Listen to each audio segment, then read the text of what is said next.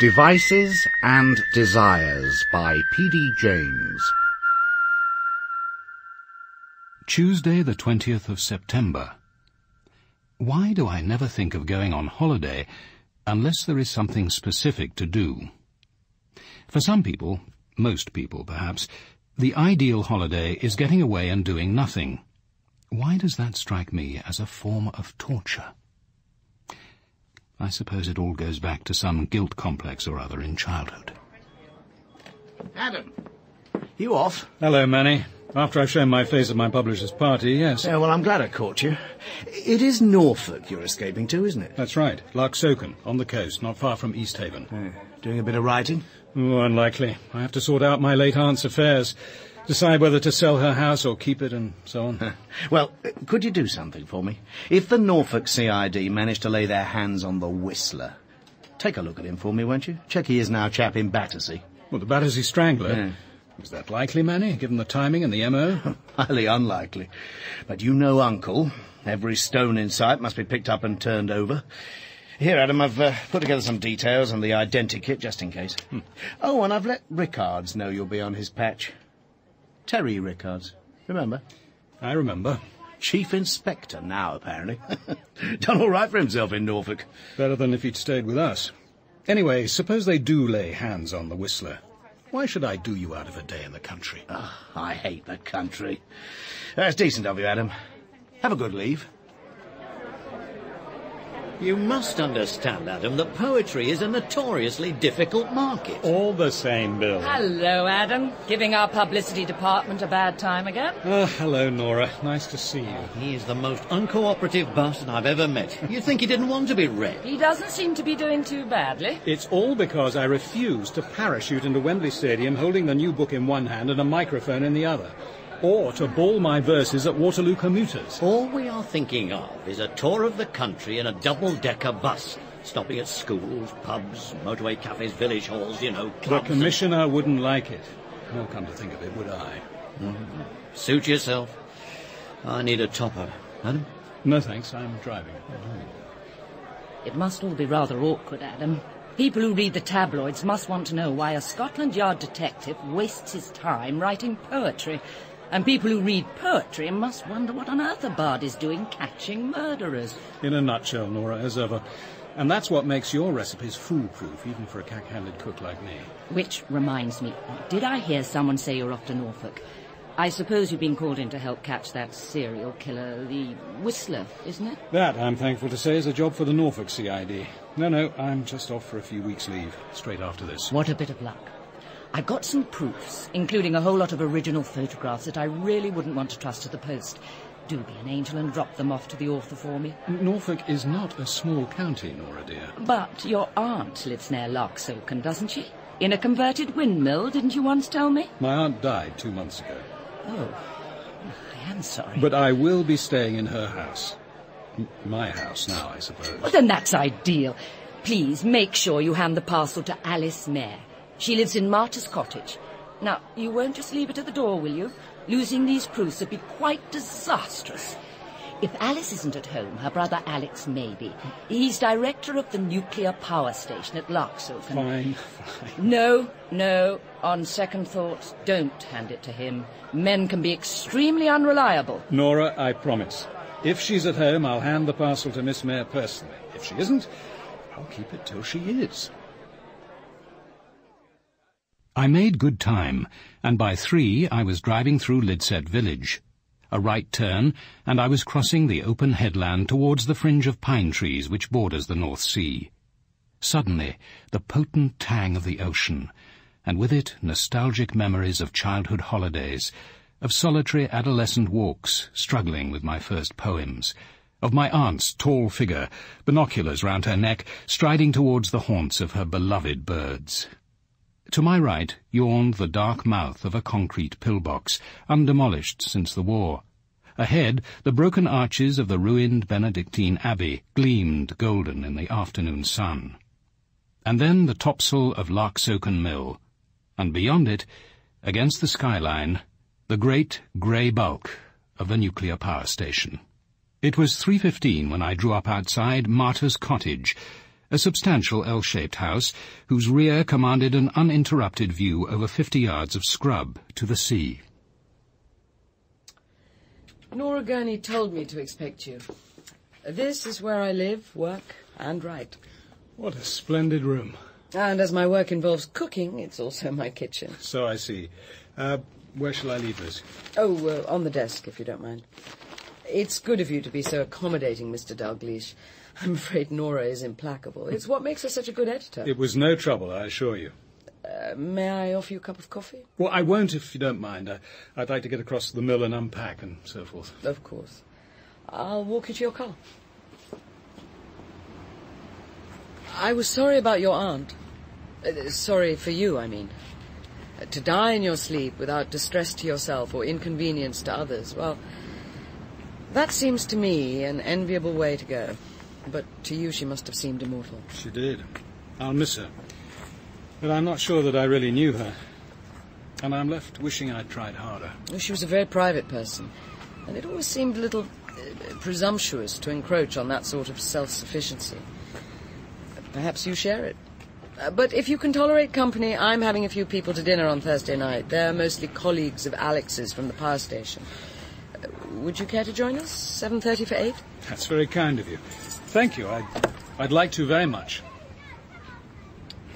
Aren't those the Blaney children? Yes, that's poor Teresa pushing the baby and trying to cope with the twins. The whole burden has fallen on her since her mother died. Teresa! How long has it been? Oh, 6 weeks. They're managing, but only just. Ryan Blaney doesn't welcome interference, and I can sympathise with that. Once he lets his defences down, half the social workers in Norfolk will move in on him.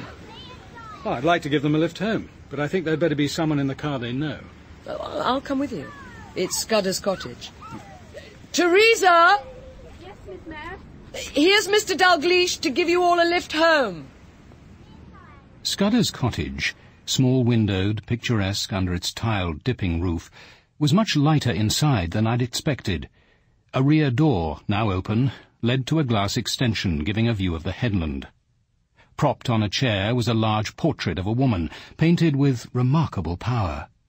With a wide, full mouth, arrogant, staring eyes, and wild pre-Raphaelite hair, she stood against the backdrop of the headland, dominating the landscape, arms outstretched. Ryan Blaney's intention to produce a study of evil was as clear as if the portrait had been labelled. You didn't know I could do something like that, did you? Good afternoon, Ryan. It's certainly a remarkable painting. But what are you going to do with it? I doubt if she commissioned it or that she sat for you. She didn't need to. I know that face. No, I'm showing it at the Norwich Arts Exhibition in a fortnight. That is if I can get it there. The van's out of use. I'll be driving to London next week. I could deliver it. If you like. I'll leave it packed and labelled in the shed. You can collect it whenever you like. No need to knock. Oh, I don't think you've met Mr. Dalgliesh. He saw the children on the road and thought to give them a lift. How do you do? I was sorry to hear about your wife. I liked your aunt. She phoned to offer help when Bridget was ill, and when I said there was nothing she or anyone could do, she didn't keep fussing. Some people can't keep away from a deathbed. They seem to get their kicks from watching people die. Like the Whistler. No, she never fussed. I like the picture. It's a remarkable piece of work. Who is it? My landlady. She's trying to get us evicted. It's Hilary Robarts. She's in charge of personnel and so on at the power station. She bought this cottage when she first arrived here 3 years ago. Why does she want you to leave? Profit. She wants to sell the place over our heads, and she doesn't care if we're all thrown out in the street. She's tried everything short of sending in the heavy mob. I don't think she'd stop at that in the last resort. I hold her responsible for Bridget's death. She badgered my wife into her grave. I hate the woman. You've certainly made your feelings pretty clear in the portrait, Mr. Blaney. A little too obvious, perhaps. Not that Hilary Robarts is a woman to be easily intimidated. I hope this is something important, Alex. I'm really up to my eyes. Have you seen this? Neil Pascoe's latest news sheet from Pan Up? Pan Up. What a misnomer. It's not people against nuclear power, it's Pascoe against nuclear power. Pascoe and a few dozen other ill-informed hysterics. Of course, I've seen it. I'm on the mailing list. Why? Many readers will probably have learned by now that I am being sued by Miss Hilary Robarts, the acting administrative officer at Larksoken Power Station. I'm being charged with libel arising from what I wrote in the May issue. This is just the latest example of the threat to free speech presented by the nuclear energy lobby. For heaven's sake, Neil, this bloody machine is unworkable. It'd be quicker to write the addresses by hand. It's better since you cleaned it. And the new ribbon looks fine. Why on earth don't you buy a new one? It'd save time in the end. You know perfectly well, Amy. I can't afford it. You can't afford a new typewriter, and yet you're going to save the world. You don't need possessions to save the world, Amy. Jesus Christ had nothing. No home, no money, no property. I thought you said when I came here that you weren't religious. I don't believe Christ was God. I don't believe there is a God. But I believe in what he taught. If he wasn't God, I don't see it matters much what he taught. There's a Bible in the caravan somewhere. You could read about him if you wanted to. Make us start with Mark's Gospel. No thanks. I had enough of that in the home. What home? Just a home. Before Timmy was born. How long were you there? What the hell does it matter, Neil? 2 weeks, if you must know. 2 weeks too many. Then I ran away and we found a squat. Now we're here. Look, if you're not going to help with these envelopes, you might as well go and put a new washer on that outside tap. It's been dripping for weeks and Timmy's always falling about in the mud. Amy, we must talk. If that Robarts woman goes ahead with her legal action, I'll need money. We've got to make plans. You mean we might have to leave the caravan? It's possible. But why? I mean, you aren't going to find anything cheaper. Try getting a room for £2 a week. We're bloody lucky to have this place. But there's no work here, Amy. If I have huge damages to pay, I'll have to get a job. That means London. And you couldn't live here alone. Why not? I've lived in worse places. On what? What would you do for money? Well, with you gone, I could go to the Social Security, couldn't I? I could send their snoopers around as much as they liked. No one could say I was having sex with you if you weren't here. Is that what you want, Amy? For me not to be here? Don't be daft. I was only teasing. Honestly, Neil, you should see yourself. Talk about misery. Anyway, it might never happen. The libel action, I mean. She might withdraw it.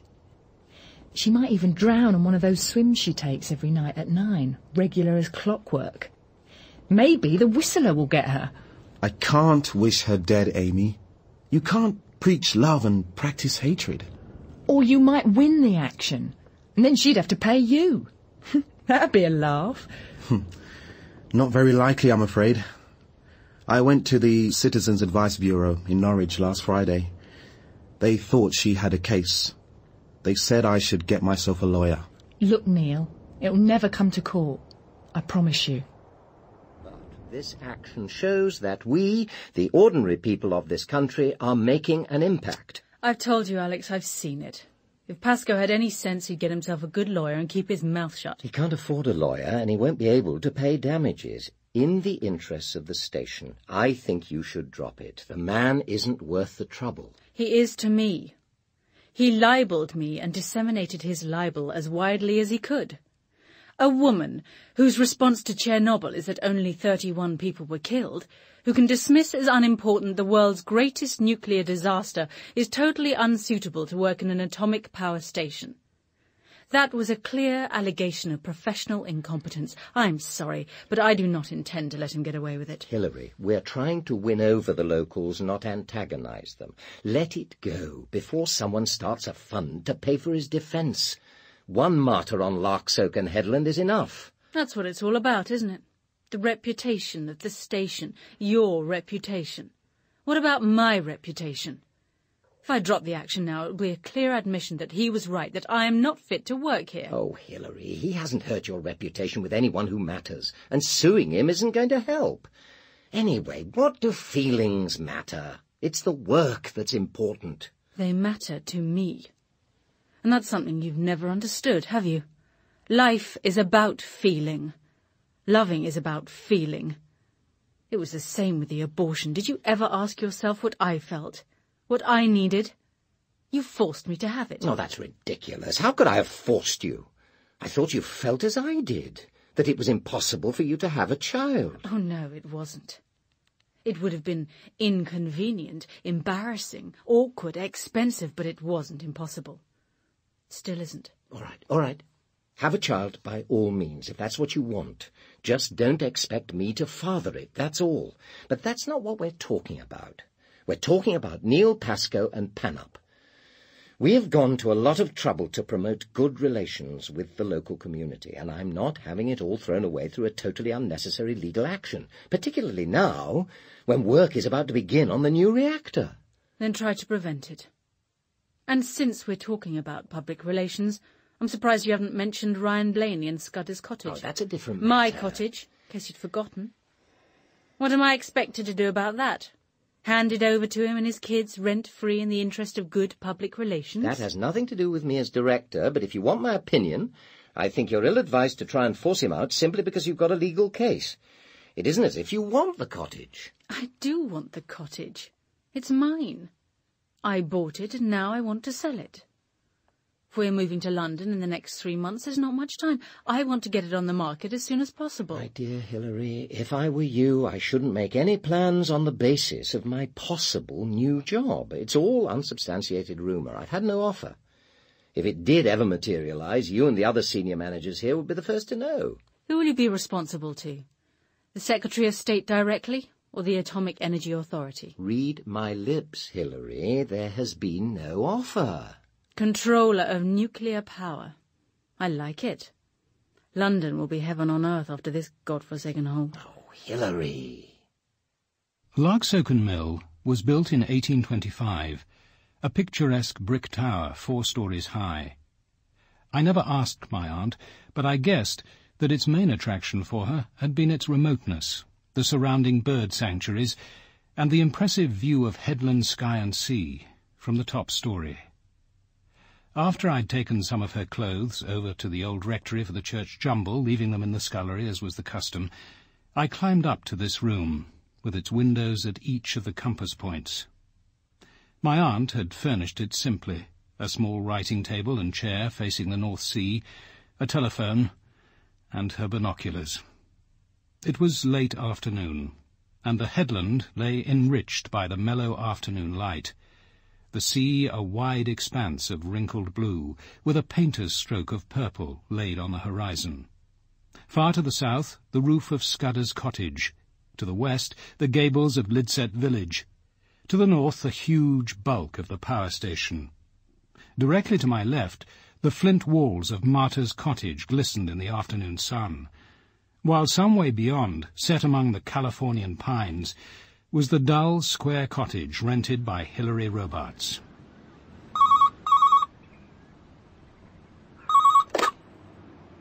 Hello? Is that Mr. Dalgliesh? Yes. Yes, it is. This is Terry Rickards. I got word from the yard that you're on your way down here. I'd like to come over for a chat, if that would be all right with you. Yes, of course. How about this evening? Fine. Say 9 o'clock? Well, I'm just sorry you won't be meeting my wife, Susie. She's having our first baby in a couple of weeks. Oh. Gone to stay with her mother in York. Ma-in-law didn't like the idea of her being in Norfolk with a whistler on the prowl. Not with me working the hours I do. Well, she has a point. 4 victims so far, isn't it? Yes, and Valerie Mitchell won't be the last if we don't catch him soon. How long has it been going? 15 months. Started in June, a year ago. First victim was found just after midnight in a shelter at the end of East Haven Promenade. The local tart, incidentally, although he may not have known or cared. And then? 8 months later, 30-year-old school teacher cycling home to Hunstanton. She stopped on a lonely stretch of road because of a puncture. And he happened to be around. Yeah, struck lucky, I suppose you'd say. Then another gap, just 6 months this time. We got a barmaid from Ipswich who'd been visiting her granny and was daft enough to wait alone for the late bus.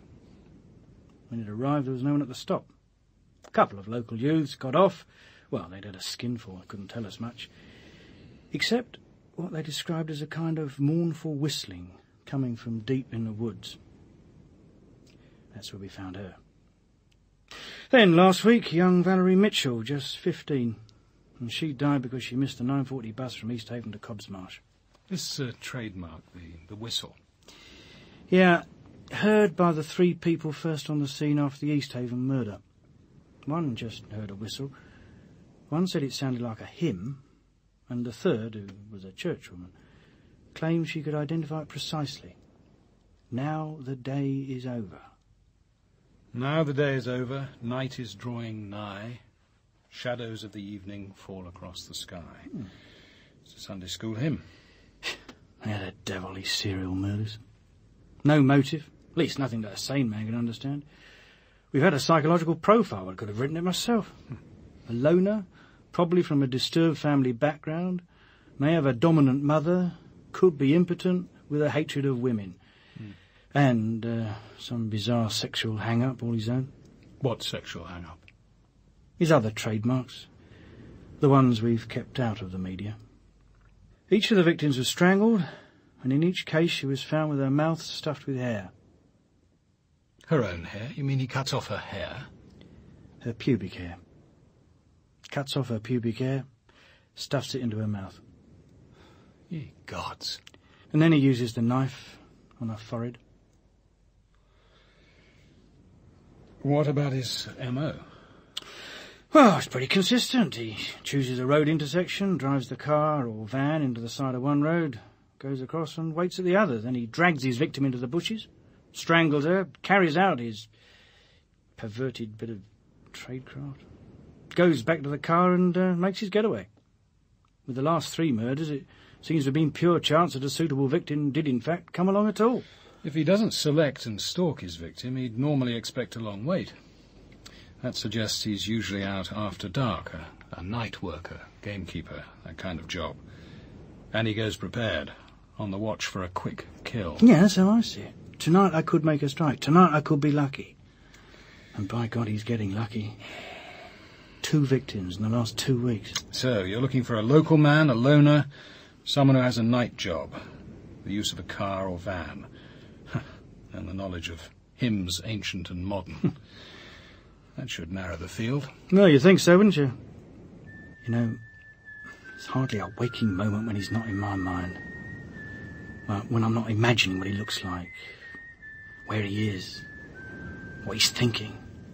Yes, he's out there, somewhere, watching, waiting. I only hope to God we get him before he kills again. Thursday, the 22nd of September. Although I knew of Alice Mare's reputation as a cookery writer, I'd never read any of her books, and I had no idea as to which culinary tradition, if any, she belonged. I didn't know what to expect. But in the event, her dinner was excellent. The wild ducks carved by Alex Mare were recognisably ducks. The piquant sauce, unfamiliar to me, enhanced the flavour of the birds to perfection. Afterwards we ate orange sorbet, followed by cheese and fruit, a menu intended to please the guests rather than to demonstrate the ingenuity of the cook. You must give me the secret of the sauce, Alice. I'd love to try it out at the rectory. Not, I fear, that the Copleys are likely to appreciate it. No secret, Meg. It's in my new book. Those proofs you brought down from London, Mr. Dalgliesh. Ah, if I'd known, I might have opened the parcel before delivering it. Well, Miles has certainly missed an excellent meal. I can't imagine what's held him up. Do you know of anything, Alex? No, nothing. It's surprising he hasn't been in touch. It's not like him. Miles Lessingham is our operations superintendent, Mr. Dalgliesh. He's usually punctilious about such things. Who'd like coffee? Yes. There's a table and chairs in the courtyard. I thought we could switch on the garden lights and have it outside. Lovely. Yes. Oh, come on. Yeah. Thank you. It's certainly a beautiful evening. Just the sort of evening, perhaps, on which poor Agnes Poley was dragged out of this cottage to be burned at the stake. What makes you say that, Mr. Dalgliesh? Doesn't the stone plaque by the front door tell us she was burned at Ipswich in September 1557? Ah, the policeman's eye. Perhaps you registered the biblical reference as well. I'm afraid I did. Ecclesiastes, chapter 3, verse 15. Are you familiar with it? One of the blessings and burdens of a conventional religious upbringing. Well, you have the advantage of us. I'm afraid I've never bothered to look it up. The plaque was in place when we took over Martyr's Cottage. It's simply become part of the landscape. Don't keep us in suspense, Mr. Dalgliesh. How does the verse go? If my memory serves, that which hath been is now, and that which is to be hath already been. And God requireth that which is past. Interesting. An early version of the theory of relativity? You know, what it's really saying is that all time is one, and that therefore there's no such thing as the present. I don't think I quite follow. Well, take the very words I'm now speaking. As each one passes my lips, it already belongs to history. It's happened. It's a past event. In fact, mathematically speaking, there is no measurable point of time which can legitimately be called now. In other words, to echo Ecclesiastes, now is what has been. And what about the future, Alex? That which is to be hath already been. That reminds me of a line by T.S. Eliot. The things that are going to happen have already happened. If that's an argument for predestination, I don't believe it. We all have free will. We can choose whether we do right or wrong. I'm not so sure. There's a strong case to suggest that we're all pre-programmed to act in precisely the way we do, even when we're exercising our so-called free will. Haven't we all done something and then wondered what on earth made you do it? I suppose that's what's meant by destiny. I can't help thinking about that wretched woman. How does the plaque describe her? Protestant martyr? Dragged off, kicking and screaming by a bunch of brutes to be slaughtered for sticking to what she believed in. Just picture her state of mind. She was manhandled out of this cottage on a summer's night all those years ago. She must have known she was going to her death. And what a death. Could you imagine anything worse than dying by fire? The agony. You specialise in death, Mr. Dalgliesh. It's not unnatural death that interests me, Miss Mayor. It's the state of mind of those who perpetrate it. You want to know what was going through the minds of the men who lashed Agnes Poley to the stake and set fire to her?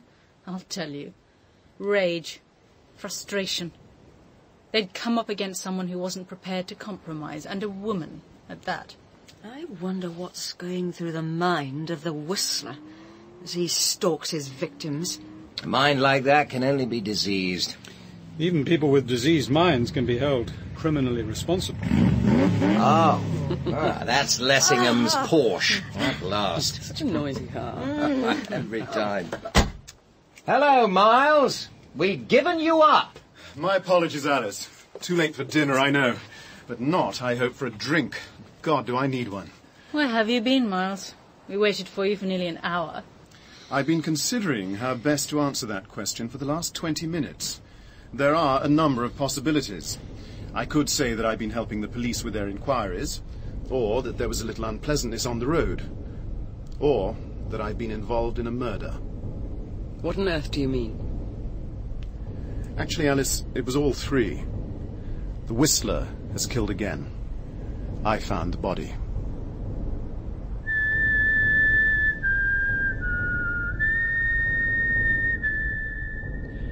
In episode 1 of Devices and Desires by P.D. James, dramatised by Neville Teller, Robin Ellis played Adam Dalgliesh, Suzanne Bertiche was Alice Mayer, Paul Shelley, Alex Mayer, Susannah Doyle, Hilary Robarts, Bruce Alexander, Chief Inspector Rickards, Emily Richard, Meg Dennison, Sasha Paul, Amy, Will Johnson, Neil Pascoe, Dermot Crowley, Blaney, Dominic Jeffcott, Miles Lessingham, David Timpson, Manny, Caroline John, Nora, and John Baddeley played Costello. Devices and Desires was directed by Matthew Walters as a Ladbroke Radio production for BBC Radio 4.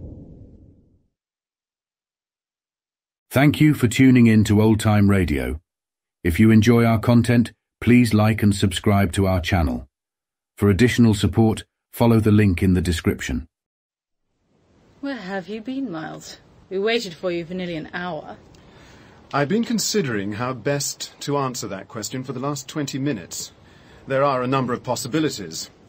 I could say that I've been helping the police with their inquiries, or that there was a little unpleasantness on the road, or that I've been involved in a murder. What on earth do you mean? Actually, Alice, it was all three. The Whistler has killed again. I found the body.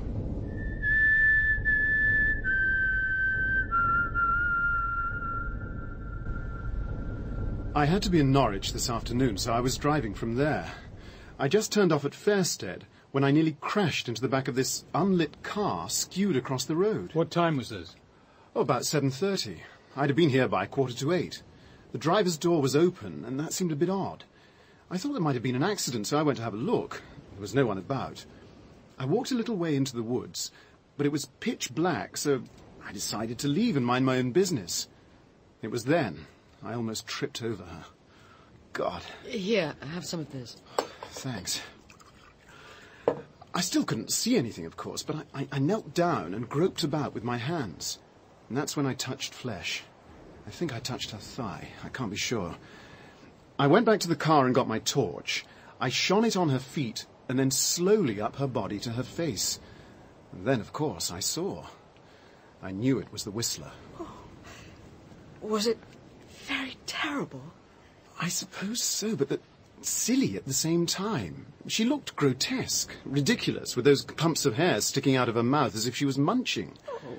I had an almost irresistible impulse to giggle. Reaction to shock, Miles. Of course, but hardly admirable all the same. You must have been terrified. I know I should have been. Alone, in the darkness, with such horror. No, Mrs. Dennison. Meg, please. Meg, not terrified. That was the surprising part. You see, I didn't think he was waiting around. He'd had his kicks. No, I found myself thinking the rational, commonplace things. Must get the police, mustn't touch anything. Then, walking back to the car, I started rehearsing what I'd say. I tried to explain why I'd gone into the trees, try to make it sound reasonable. Well, it sounds reasonable enough to me. A car slewed across the road. You couldn't just drive on. It seemed to need a lot of explaining then and later. Police questioning can seem a little insensitive, Mr. Lessingham, but a witness's first reactions can be vital. All I can say is that I found myself getting morbidly sensitive as to my own motives. It was almost as if I had to convince myself that I didn't do it. But the body, when you first went back for the torch and saw her, you were certain she was dead? Oh, yes. I knew she was dead. Well, how could you have known? You could have tried to resuscitate her, give her the kiss of life. It would have been worth overcoming your natural repugnance. I knew she was dead. Let's leave it at that. Oh, but don't worry, Hilary. I promise I won't let my natural repugnance stand in the way if ever I should find you in extremis. I'm surprised you weren't treated as a suspect. After all, you were first on the scene, and this is the second time you've been, well, almost in at a death. It's becoming quite a habit. But there's a difference, isn't there? I had to watch Toby die, remember? And this time, no one will even try to pretend it isn't murder. But I am right, Mr. Dalgliesh, aren't I? Don't the police usually suspect the person who finds the body? Not necessarily. Anyway, I'm afraid I couldn't meet the requirements even to satisfy you, Hilary. I had a good reason for being on that road. I've an alibi for at least 2 of the previous killings, and there was no sign of the ligature which strangled her, nor of the knife. What knife? The Whistler is a strangler. Oh, I didn't mention that, did I? She was strangled, all right. But he marks his victims, apart, that is, from stuffing their mouths with hair. Pubic hair, incidentally. Oh. I saw that, all right. There was the letter L cut into her forehead. Quite unmistakable.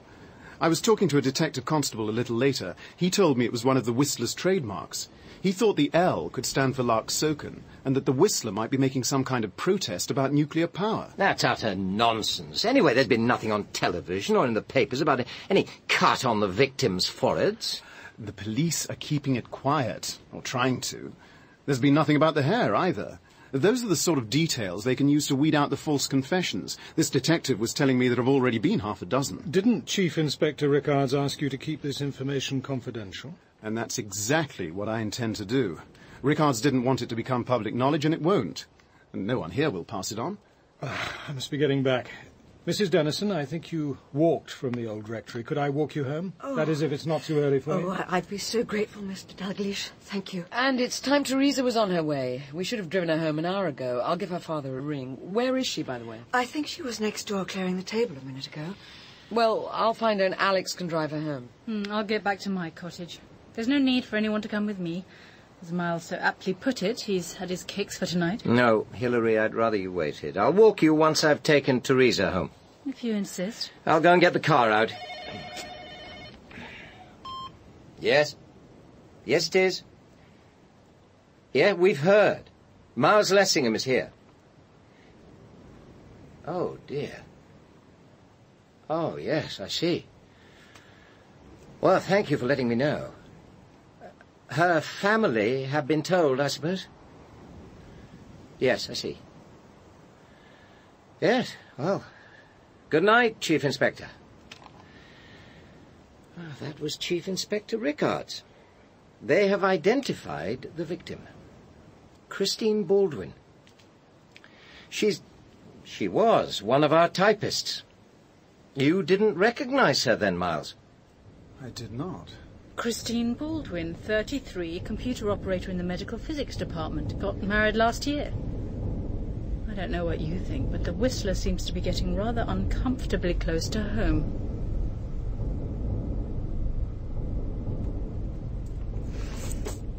A horrible end to a rather strange dinner party.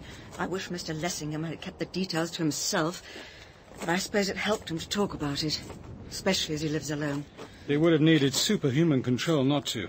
I just wish he'd left out the more salacious details. I'm afraid young Teresa Blaney overheard some of them. Oh, no. When she was clearing the table. By the way, that other death he mentioned, Toby, was that the young man who killed himself at the power station? I seem to remember a paragraph in one of the papers. Toby Gledhill was one of Alex's most brilliant young scientists. He climbed up right above the reactor, threw himself down on top of it. Broke his neck. So there was no mystery about it? None at all, except why he did it. Mr. Lessingham saw it happen. Oh, it was an appalling tragedy. And you? Have you found peace of mind here? I think so. Sometimes I'm very happy.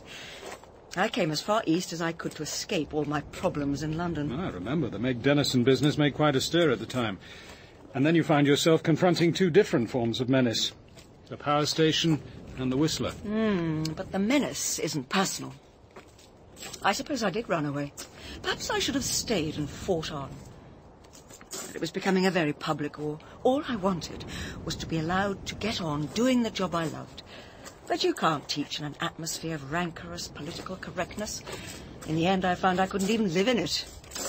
I do miss the children, though. Oh, you probably did the right thing, if only to preserve your own sanity.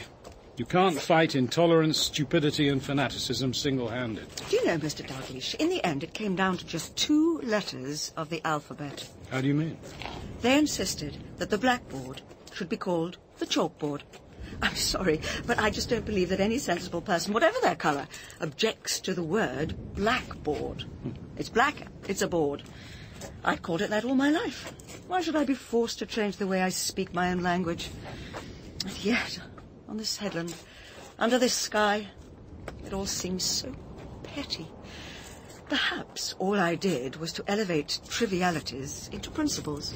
Agnes Purley would have understood.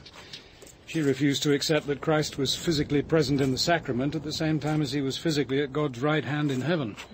To die horribly for your own common-sense view of the universe is rather splendid, I think. Hold on. Over there. Isn't that a light? Where? In the Abbey. I'm sure I saw something. 2 small flashes like a torch. Who'd be among the ruins at this time of night? Oh, you're up early? Oh, sorry, Alex. Did I disturb you? I had rather a restless night. No. I've been awake some time. Holding dinner for Lessingham made it a bit late for comfortable digestion, to say nothing of what he told us. Is this tea fresh? About ready to pour. The wind's rising. Has been for the last hour. You know, it's a nuisance that Caroline Amphlett doesn't want to leave Larksoken. I don't relish beginning a new job, particularly this job, with an unknown PA. I'd rather taken it for granted that she'd come to London with me. Does she say why? Well, personal reasons. That means Jonathan Reeves, I suppose. God knows what she sees in him. The man isn't even a good technician. I doubt whether her interest in him is technical. Well, if it's sexual, she has less discrimination than I gave her credit for. There may be another reason. I saw her in Norwich Cathedral about 3 weeks ago. She met a man in the Lady Chapel. They were very discreet, but it looked like an assignation. Really? What kind of man? Middle-aged, nondescript, difficult to describe. But he was too old to be Jonathan Reeves. Not a particularly successful dinner party. Beta minus. By the way, what is the matter with Hilary? Is she actually trying to be disagreeable, or is she just unhappy? Well, people usually are when they can't get what they want. In her case, you. Is she likely to be a nuisance? Rather more than that, I fear. Positively dangerous. That sounds like an ultimatum, Hilary. I wouldn't call it that. What would you call it then? Blackmail? After what's happened between us, I'd call it justice, Alex. No, let's stick to ultimatum. Justice is too grandiose a concept for what we're engaged in. As you wish. And like every ultimatum, it'll have to be considered. Now, it's usual to set a time limit. What's yours? Alex, I love you. In this new job, you're going to need a wife. I'm the right wife for you. It could work. I'd make it work. I could make you happy. I'm not sure how much happiness I'm capable of. Probably more than I've any right to, but it isn't in anyone's gift. Not Alice's, not yours. Perhaps it is. Alex, I want a child. Don't look at me, Hilary. That's one experiment I'm not prepared to repeat. Because you've already got a son, healthy and living. Your name, your genes will go on. I've never set any store on that. Charles exists in his own right. He has his own life. Yet the life you denied to our child, the life you forced me to destroy, I never wanted that abortion. Hilary, listen. I want a second chance. This new job in London, it's my opportunity as much as yours. We could be married, we could start a family. Or else? You don't want me to say it again. It gives me no pleasure. Alex, please. I'll think about it. I'd like to announce it soon. The engagement. Oh, you're thinking of a church wedding, I suppose. Orange blossom, bridesmaids, Mendelssohn's wedding march. Alex, darling, I'm not thinking of making either of us ridiculous, now or after marriage. You know me better than that. I see. Just a quick, painless turning off at the local registrar's office. I'll give you my decision on Sunday night, after I get back from London. You make it sound so formal. Well, it has to be formal, doesn't it, the response to an ultimatum? Sunday night. Yes, I'm afraid there's a nasty problem with Hilary. But nothing you can't cope with. Oh, nothing I can't cope with, but not by making her administrative officer. She'd be a disaster. I should never have allowed her to do the job, even on a temporary basis. When are you holding the interviews? Oh, in 10 days. There's a good field. So you've got 10 days to decide what to do about her? No, rather less than that. She wants a decision by Sunday. And what about you, Alex? Will you be very disappointed if you don't get this job? I'll be aggrieved, which is rather more destructive of one's peace of mind. I want it, I need it, and I'm the right person for it, Alice. I suppose that's what every candidate thinks, but in my case it happens to be true. It's an important job, one of the most important there is. The future lies with nuclear power if we're to save this planet, but we've got to manage it better, nationally and internationally. Now, that's a job I'm qualified for, and it's a job I could do, but it's high profile and it's sensitive. Whitehall aren't going to rush the appointment. All the same, I think it's pretty much in the bag, provided I keep my nose clean for the next 2 or 3 weeks. I'd better be getting back. I told Neil I wouldn't be more than an hour. He gets fussy if I'm late because of the Whistler. Besides, there's Timmy. Oh, come on, Amy, another 15 minutes. It's so beautiful out here. Besides, the Whistler doesn't kill in the afternoon. He kills at night. I wish they'd catch him. Be one less thing for Neil to worry about.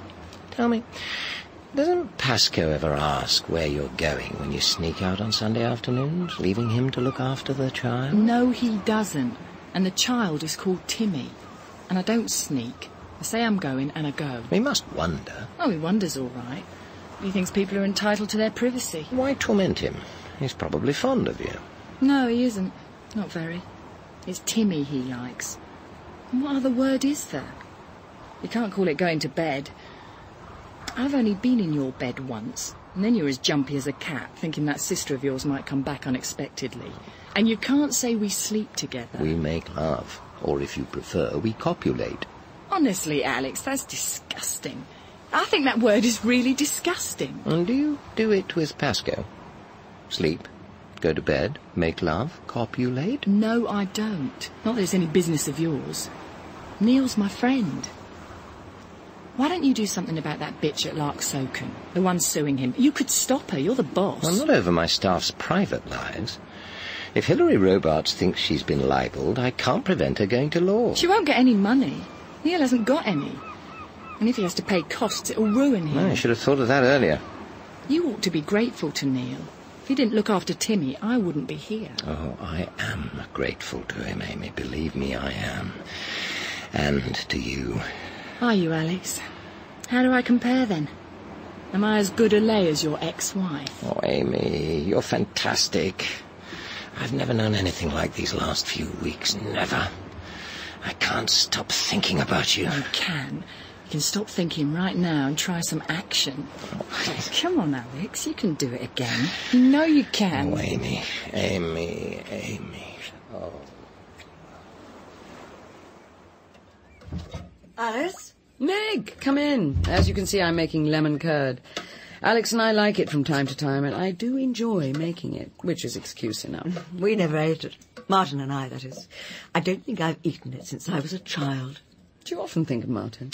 All the time. Surely after all... Every day. The 3 years have made no difference. You miss him? Oh, it's more than that. Of course I miss him. We were still in love. But it's the unfairness. He didn't get many thanks, you know. The headmaster said all the right things at the school memorial service. But they thought the boy shouldn't have been swimming there anyway. The school disclaimed any responsibility for his death. They were more anxious to escape criticism than to honour Martin. And the boy he saved hasn't turned out very well. I suppose I'm silly to worry about that. I don't know. It'd be perfectly natural to hope that your husband hadn't died for someone second rate. Oh. Perhaps Martin would have done better to leave him to drown and save himself. Leave him to drown? Oh, Alice, you know you'd try to save him. No. Instinct tells you to save yourself. At the heart of the universe, there is cruelty. We're all predators. It's when you go against human instinct that you're called a hero. But it's human instinct, surely, to save others, particularly a child. You do have a benign view of the universe, Meg. You must have had an extraordinarily happy childhood. I did. Oh, I did. There wasn't much money, but there was a great deal of love. If a child has that, nothing else matters. My father died. Killed in an accident when I was 15. Oh, how terrible. What kind of accident? Were you there? Did you see it? Alex, he's bleeding to death. Whatever he's been doing to you, he won't do it again, ever. We've got to get help. No. Listen to me, and I'll tell you what happened. We left him clearing the undergrowth with the billhook, and went to climb the apple trees. Then we decided we'd better get back. When we found him, he was already dead. It's as simple as that. Do you understand? Yes, I understand. He cut an artery with a billhook. He bled to death. No, we didn't see it. But we were on the scene soon afterwards. Too late, of course. Alex, too? He was even younger. How awful for you both. This will make £3. Alex and I will never get through all that lemon curd. Do take a jar. The Copleys might like it. I'm sure they would, but I'll be eating it alone. That's what I've come to tell you. Their daughter is insisting that they go to her until the Whistler is caught. They're leaving tomorrow. What about you? Will you mind being on your own? No, not in the least. I'll be able to spend more time here with you, helping with the proofs. Oh, by the way, I'm sorry about yesterday evening. Not a very successful dinner party. I owed Miles and Hilary a meal, but I hadn't realised how much they disliked each other. I don't know why. By the way, how did you get on with our resident poet? I liked him. We walked together to the Abbey ruins. They look wonderful by moonlight. Appropriately romantic for a poet. We spoke about Agnes Poley. You know, I always feel something of her presence in this house. Something of her remains here. I suppose that depends on your understanding of time. If all time is one, then perhaps she is still here, still alive, burning in an everlasting bonfire. But I'm never aware of her. She doesn't appear to me. Perhaps she finds me unsympathetic. For me, the dead remain dead. If I couldn't believe that, I don't think I could go on living. This cottage was totally unsuitable for a sick woman who had to undergo long journeys for radiotherapy. You must have known she was ill when you signed the lease. She couldn't manage. And I suppose, Ms. Robarts, you thought that after she'd gone, I wouldn't be able to manage either. How many months did you give her, Pretending you were so concerned. She knew what you were at. Week by week watching how much weight she was losing. Not much longer now, you thought. Oh, you made her life a bloody misery for her last weeks. That simply is not true. Don't load your guilt on me. I had to come here. That leak in the kitchen, the loose tiles. You were the first to point out my obligations as landlord. Now, if you won't get out, I shall have to apply for a rise in the rent. What you pay is derisory. Doesn't even cover repairs. Try. Go to the rent tribunal. Let them come and see for themselves. You can't get me out. I pay the rent regularly. For how long? You haven't got a job. I suppose you call yourself an artist, but who buys Ryan Blaney's? Those 4 watercolours Ackworth has in his window have been there for weeks. Junk doesn't sell just because it's cheap. You mind your own bloody business. I'm managing very well. I don't think you are. I think the children are suffering. It was you, wasn't it? What are you talking about? That woman, that bloody social worker who came to spy on me and question my children. It was you who sent her. I'm not required to answer that.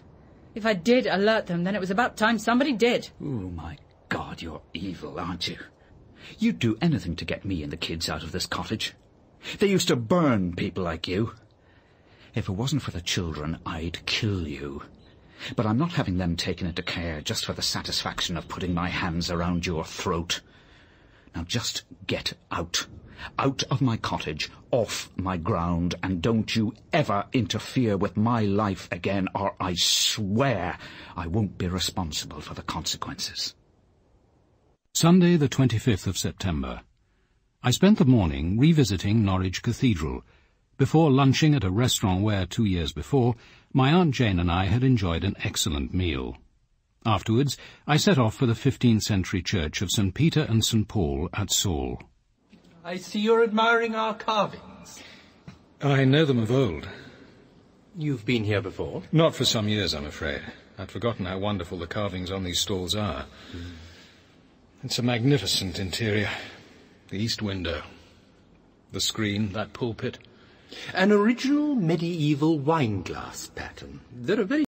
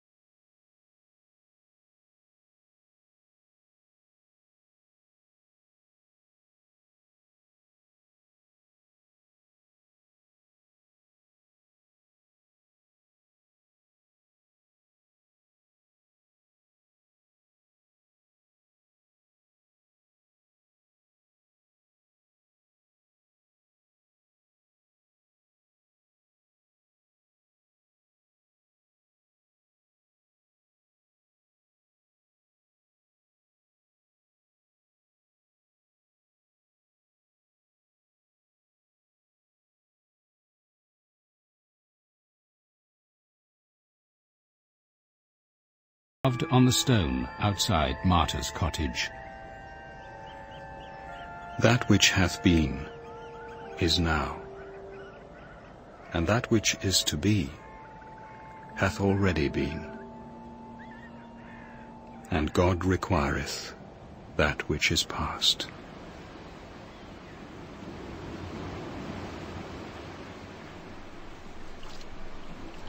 What a moon. So close you could touch it. Just lift your hand. All the frustrations, all the fears, all the anger washed away. Drained away. Oh, the peace, the happiness in their place. Yes, everything's going to be all right. Tonight we'll sort out all the details. I love Alex. Alex loves me. We'll be married. I'll have his child. What else matters? Neil Pascoe. Too unimportant even to hate. The wedding, the move to London. I'll have no time to bother. Ryan Blaney? Solicitor's right. Possession of Scudder's cottage can wait. The rent's being paid, I'm losing nothing. Let him stay where he is. I'll tell Alex about it. Alex? Must be nearly 9:30. I must be getting back. Mustn't keep him waiting. Alex, my darling, I'm coming to you.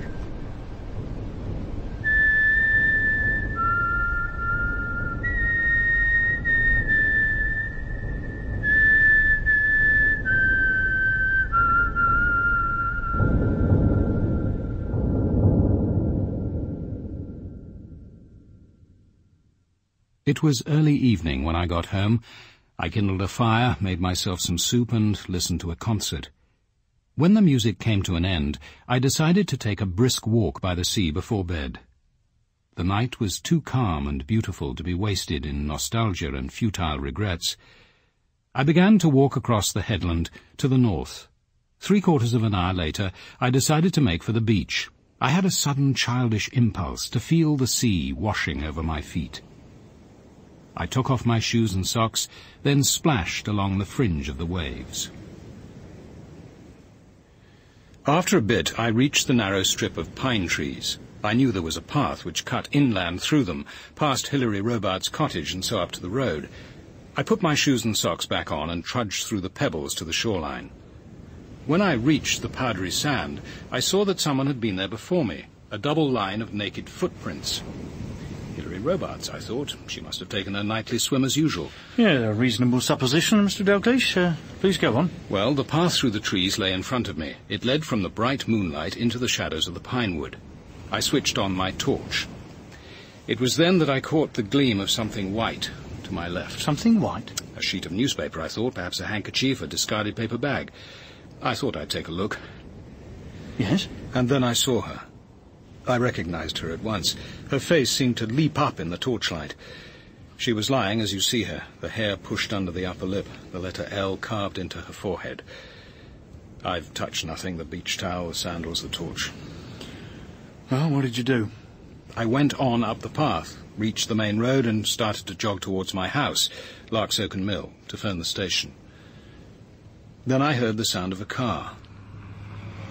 I waved it down. It was Alex Mayer. Mr. Dalgliesh, what on earth's up? There's been another murder. I've just found the body. I must get to a telephone. The Whistler? It looks like it. But who... Prepare yourself for a shock, Dr. Mayer. I'm afraid it's Hilary Robarts. Not a pretty sight. Do you know her, Mr. Dalgliesh? I first met her last Thursday at a dinner party given by Miss Mayer. Hilary Robarts, acting administrative officer at Larksoken Power Station. Who's that standing on the beach? Dr. Alex Mayer. He's the director at Larksoken. I used his car phone to call you. He says he'll stay here until the body is removed. And he's in for a long wait. Sergeant, go and explain to Dr. Mayer that we'll be taking our time. There's nothing he can do here except get in the way. Gov. Persuade him to go to bed. I'll talk to him tomorrow. Oh, and Oliphant. Yes, Gov? If he won't move, tell him to keep his distance. I don't want him any closer. Then get the screens round her. That'll spoil his fun. No, you got him wrong, Rickards. He isn't a voyeur. After all, he knew the woman. Hilary Robarts was one of his senior officers. Well, he can't do any good now. No handbag. Well, I think her house key is in that locket round her neck. Mayer recognized it. He gave it to her as a birthday present 3 weeks ago. Lives close, does she? Oh, you'll have seen her cottage when you drove up. It's just the other side of the pine wood. No rigor mortis. Not even the beginnings.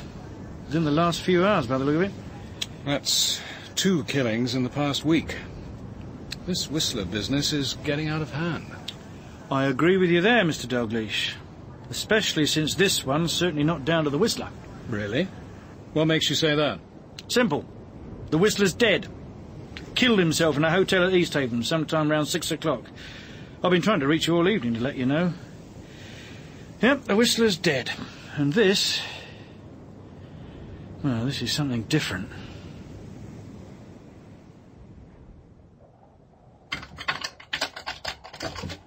Oh, yes, it's a house key, all right. I'll close the door. It's a bit breezy. This looks like the sitting room. Christ, what's all this? No wonder there was a through draft. Oh, watch out for the glass. Most of the picture windows on the carpet. Here's what did it. Someone lobbed this portrait through from the outside. But isn't that... Yes, it is. It's Hilary Robarts. I've seen this portrait before, though not half slashed from the frame like this. It's a painting by Ryan Blaney. He lives with his children not far away, Scudder's Cottage. A funny way of delivering it. Sat for him, did she? I don't think she did. Still, this Blaney, he's hardly likely to have destroyed his own painting. Well, I wouldn't exactly say it's destroyed. I mean, the canvas has been cut close to the frame down two sides, an L shape. As precise, come to think of it, as the L cut into her forehead. Tell me, what time did you leave the mill? At 9:15. I looked at the carriage clock on the mantelpiece and checked my watch. And you saw no one during the walk? No one. And no footprints, other than hers and mine. What were you actually doing on the headland? Walking. Thinking. Walking and thinking. I wondered what Terry Rickards would say if I'd confided that I was thinking about the clash of ignorant armies by night, since no poet walks by the sea in the moonlight without silently reciting Matthew Arnold's poem, or that I was considering whether I'd have been a better poet or even a poet at all if I hadn't been a policeman, or, more prosaically, that I was wondering how my life would be changed by the unmerited acquisition of $750,000 from my Aunt Jane. Look, I'm due to meet the pathologist over at Easthaven. He'll take a look at the Whistler, then come straight on here. You wanted to see the Whistler yourself, didn't you? Well, this seems as good a time as any. The light was on in the drab little hotel bedroom, and the main bulb in its cheap pink shade hung low and shone full on the horror on the bed. The gaping throat and sagging mouth above it seemed stretched in protest at this violence to decency and order. Blood had drenched the sheets and the carpet by the bed. Why here, for heaven's sake? Oh, that at least we know. They've got a part-time barman, 75 if he's a day. He remembers the Whistler coming here as a kid. Well, his auntie was manager. Stayed for weeks at a time, apparently. Mainly when Mum had a new man, didn't want him around. Helped out round the hotel, picked up the odd tip. Actually went to Sunday school. Now the day is over. Precisely. Neville Potter, aged 36. Came here in his Sunday best to meet his maker, then thought better of it and got undressed. Probably remembered that his ma wouldn't like him getting blood on his best suit. You should meet Ma. She explains a lot. No more than I expected. You know what her name is? Lillian. L for Lillian. That's something for the trick cyclist to chew over. You pity him, I suppose. Him and his victims. Well, at least he's saved his country his keep for the next 20 years. You know, one argument for keeping them alive is that we learn from them. Stop it happening again. What did we really learn from Brady and Hindley, Nielsen? Well, you wouldn't hang madmen, I presume. No, I wouldn't hang anyone. I'd find a less barbaric method. They're not mad, are they? Not till they're caught and we discover they're monsters and, surprise, surprise, classify them as mad. Then we don't have to use the word evil. Everyone feels better. On top of the chest of drawers was a message, printed in biro on an odd scrap of paper. It was getting worse. This is the only way I know to stop myself. Beside it were the Whistler's weapons and his trophies, a leather dog lead, neatly curled, a blonde wig and blue beret, a clasp knife. And next to these a pyramid of tangled, bushy hair. Blonde, dark brown, red. Well, there's one sample we won't find here. Hilary Robarts. So, now I start looking for a very different type of murderer. And by God, this time I'm going to get him. It's over here, Gov. It's a good print. On grass and pine needles? No, Gov, on sand. Kid must have tipped it from a bucket. Look, we found it soon after you left. Only the one, but it's pretty clear. Photographs? All done. Measurements will be at the lab this morning. Size 10, by the look of it. Yeah, it's a trainer, Gov. A bumble. You know, the one with the bee on the heel. It's bloody clear. You could almost believe it's been deliberately made to deceive us. Well, I need confirmation that it's a bumble, and I want it fast. I sell them at the sports shop in Blakeney. I could send a chap in to buy a pair of size 10 as soon as they open. You do that, and see he's in plain clothes. We're going to be dealing with intelligent suspects in this case. I don't want to balls up right at the start.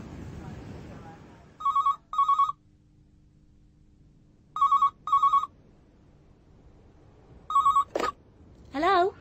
Teresa? Your dad up yet? Not yet, Mr. Jago. He's still asleep. Oh, OK, well, don't disturb him. When he wakes up, tell him Hilary Robarts is dead. Last night. Murdered. Found on the beach. Do you mean the Whistler got her? Looked like that. Meant to. But it couldn't have been. The Whistler was dead. Had been for 3 hours or more. Like I told you last night, Teresa. Remember? Yes, I remember, Mr. Jago. Ah, good thing I rang at 7:30, isn't it? You told him, your dad? You told him about the Whistler? Oh, yes, Mr. Jago. Of course I did. Oh, well, that's all right, then. Good thing I phoned last night. You'll know why. Ask him to give me a ring, Teresa. And don't forget to tell him what I said. Yes, I'll tell him. What'll you tell me, That Hilary Robarts is dead. She's been murdered. The Whistler, then, was it? Got her, did he? Well, she was asking for it. No, Daddy, it couldn't have been the Whistler. Remember Mr. Jago phoned last night at 7:30 to tell us the Whistler was dead. What? He said he was glad he'd rung us to tell us and that you'd know why. What did Mr. Jago mean by that, Daddy? He meant that whoever killed Miss Robarts meant to blame it on the Whistler. That means the police will only suspect people who didn't know that the Whistler was dead. But you did know, Daddy, didn't you? Because I told you. Your mother wouldn't like you telling lies, Teresa. But it isn't a lie, Daddy. Mr. Jago phoned when you were out in the loo. When you came back, I told you. And what did I say? I think you said you were glad. We'd all be safe now. And that's what you'll tell the police when they ask. Of course, Daddy. Will they be coming here? Sure to. They'll want to find out if I knew the Whistler was dead, but they'll also want to know if I left the cottage last night. But you didn't, Daddy, did you? I was down here till 8:15 when I went to bed. Then I could hear you down here moving about. I could hear the TV. The television isn't an alibi. But I came down, Daddy. You remember? I couldn't sleep and I was thirsty. I came down just before 9 for a glass of water. Then I sat in Mummy's chair reading. It was 9:30 before I went to bed. You do remember, Daddy, don't you? Yes. Yes. I remember. Then there's nothing to worry about. Did you hear what I said, Mr. Blaney? Your portrait of Hilary Robarts has been found in her cottage, and the canvas has been slashed. Yes, I heard you. I knew that the portrait was missing. When? When did you discover that? Last night at about 9:45. Miss Mayer called for it. She was going to take it to Norwich with her this morning. She'll tell you. Where's it now? We have it. What remains of it. We'll need it for examination. Give you a receipt, naturally. And what good will that do? You can keep it, the picture and your receipt. Slashed to pieces, was it? Not to pieces. 2 clean slashes. Perhaps it can be repaired. Not interested. You can keep it. Well, I need you to identify it, Mr. Blaney. Get Alice Mayer or Adam Dalgliesh. They've both seen it. When did you last see it? Thursday evening. I wrapped it up and I left it in the shed. What's the good of talking? It was the best thing I've ever done, and that bitch destroyed it. Are you saying you know who's responsible? I'm saying nothing.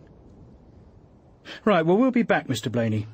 And we shall have to talk to the children, I'm afraid. Look, you're not going to all this trouble about a slashed portrait. Since when have the police cared about pictures? Oh, we care about criminal damage. But there is something else. I have to tell you that Hilary Robarts was murdered last night. You don't have to tell me that either. I know. Do you? May I ask how? George Jago rang early this morning. You're not expecting me to shed any crocodile tears over her, I hope. The bitch is dead, and thank God, I say. She made my life a living hell, and now she's got what's coming to her. Whoever did it deserves a vote of thanks. Excuse me, gentlemen. I'm Caroline Amphlett, Dr. Mayor's personal assistant. Oh, yes, Miss Amphlett. Dr. Mayor is ready for you both. Chief Inspector Rickards and Sergeant Oliphant for you, Dr. Mayor. Oh, come in, come in. Take a seat. Can I offer you something? Coffee, tea? Nothing for us, thank you. Thank you, Caroline. I expect you'll need somewhere to interview people. I've organised a room in the medical physics department. I don't know how long you'll be needing it, but I've had tea-making equipment moved in, and you can have meals delivered from the canteen. Just ask Miss Amphlett. Oh, thank you, sir. That's very good of you. Your chief has already liaised with the Atomic Energy Authority Constabulary. So I understand. I've had Hilary Robarts' personnel file sent over. Not much in it, I'm afraid. Age, education, early career, the dry bones of a life. Well, perhaps you could put some flesh on them for us, sir. Did you know Hilary Robarts well? Very well. For a while, we were lovers.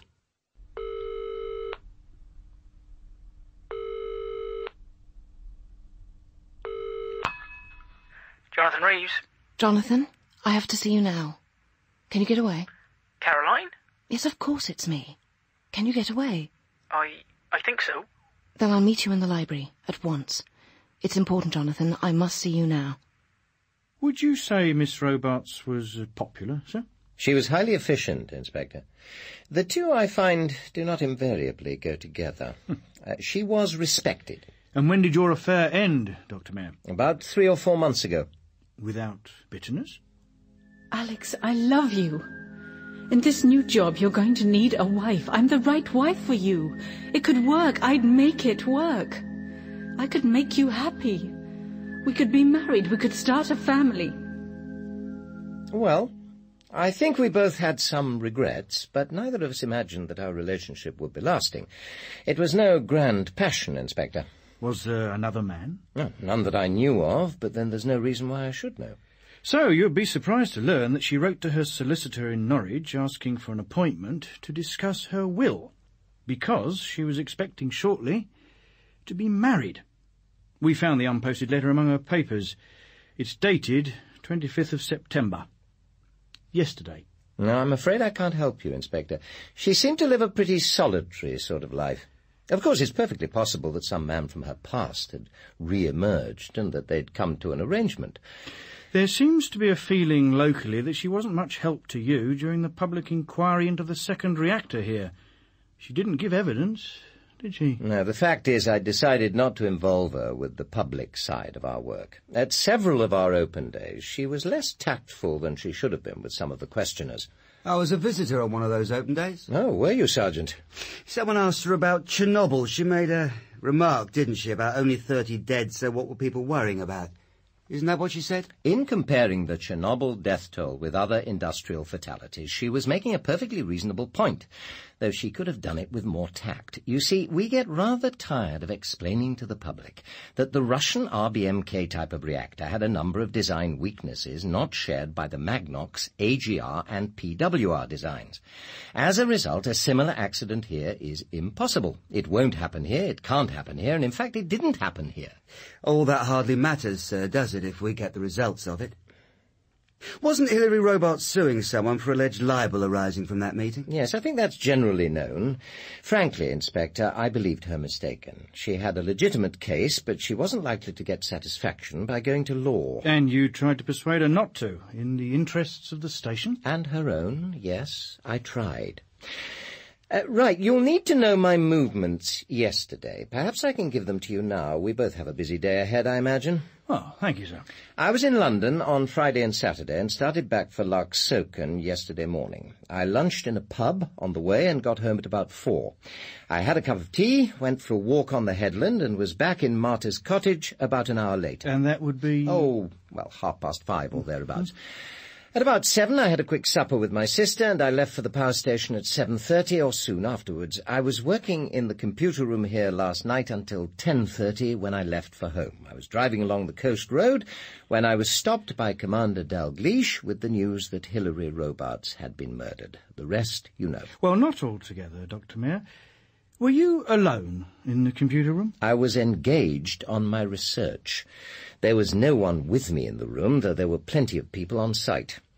I have a total staff of 530, working in 3 shifts covering the 24 hours. I suppose you booked in and booked out? Well, you've seen something of the system, Inspector. Every member of staff has a signed identity badge with a photograph and a personal number, which is electronically registered when they enter the site. In addition, there's a visual check of the badge by the gate staff. So, no one could enter or leave undetected, not even the director? Least of all, the director.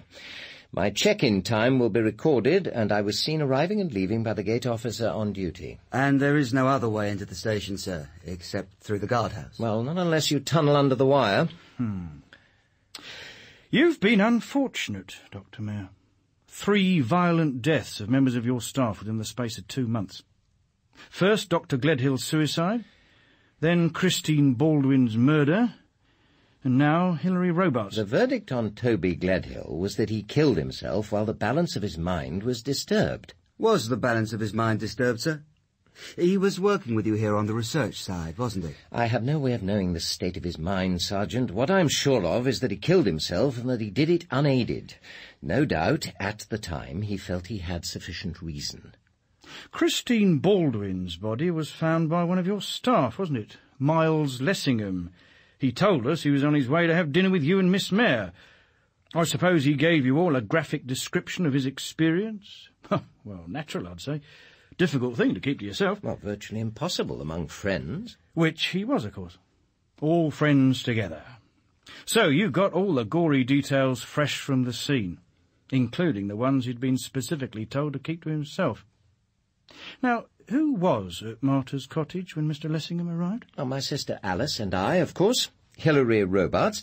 Mrs. Dennison, that's Meg Dennison, the housekeeper from the old rectory. And Commander Adam Dalgliesh. Oh, and the Blaney child. Teresa, I think she's called. She was helping my sister with the meal. Right, well, thank you, sir. Look, Inspector. I suppose there's no doubt about poor Christine Baldwin. She was murdered by the Whistler. No doubt at all, sir. Her hair was found with that of the other victims when he killed himself. Then isn't it fairly plain what happened last night? Surely this is what your people call a copycat murder. Oh, quite right, sir. And all those gory details were correct. Very clever. Very convincing indeed. If the Whistler had been alive to commit it. Just 2 differences, though. This murderer knew his victim. And this murderer is sane. Hello, Caroline. What's all this about? We've got the police on the premises. Chief Inspector Rickards and his sidekick. Do you think he'll want to interview all of us? Oh, anyone who knew Hilary. And that includes us, doesn't it, Jonathan? Well, yes, I suppose so. That's what I wanted to talk about. He's in with God Almighty at the moment. I'll have to get back before too long. I might be next on the list. Well? When he sees me, I propose telling him that you and I spent the whole of last evening together, from 6 o'clock till about 10:30. But Caroline... Shh! Obviously I need you to back me up. And it depends, of course, on whether anyone can disprove it. That's what we have to discuss. But we weren't. You're asking me to lie. Caroline, this is a murder investigation. It's terribly dangerous to lie to the police. They always find out. On Friday, you told me that your parents were going to spend Sunday night in Ipswich. I'll be all alone, Caroline. We'd have the flat to ourselves. You could come over. Oh, Caroline, I do love you. You will come, won't you, darling? Oh, I'd love to, Jonathan. You know I would. But I've got something I must do on Sunday. But I need you, Caroline. Don't you want to be with me? Look, what's just happened doesn't mean that we have to spend every second of our time together. I've told you that I love you. God knows I've shown it. Don't you believe me? Of course I do. Then just accept that I can't be with you on Sunday night. There'll be other times. Lots of them. Okay? Okay. Did your parents go to Ipswich? Yes, they went. So you were alone in the flat yesterday evening? Well, were you or weren't you? If anyone called or phoned, then obviously I've got to think of something else. No one called. I was on my own until after lunch. Then I went for a drive. What time did you get back? Did anyone see you garaging the car? Did you meet anyone when you got home? And what about the lights from the windows? I left the lights on. We always do when the flat's empty. Mother thinks it's safer. And I didn't get back till after dark. I wanted to be alone, to think about us. I drove to Blakeney and I walked on the marshes. I wasn't home till 11:15. Did you meet anyone on your walk? Only in the distance. I don't think they could recognise me, even if they knew me. Where did you eat? I didn't. Not till I got home. Well, that's all right then. We're safe. And no one spied on me in the bungalow. And no one would ring or call. No one ever does. Oh, I don't think I can do it, Caroline. I really don't. Not convincingly. This Chief Inspector Rickards, he'll know I'm lying. I'll look guilty, embarrassed. He'll expect you to be embarrassed. You'll be telling him that we spent the evening alone making love. And of course you look guilty. He'd find it more suspicious if you didn't. Don't you see, the guilt and embarrassment will make your story more convincing. The more embarrassed you are, the better. Look, all we need do is transpose the 2 nights. Friday night becomes yesterday. Don't fabricate, don't invent. Tell them what we did, what we ate, the food, the wine, what we talked about. It'll sound true because it will be true. But what happened between us on Friday was private.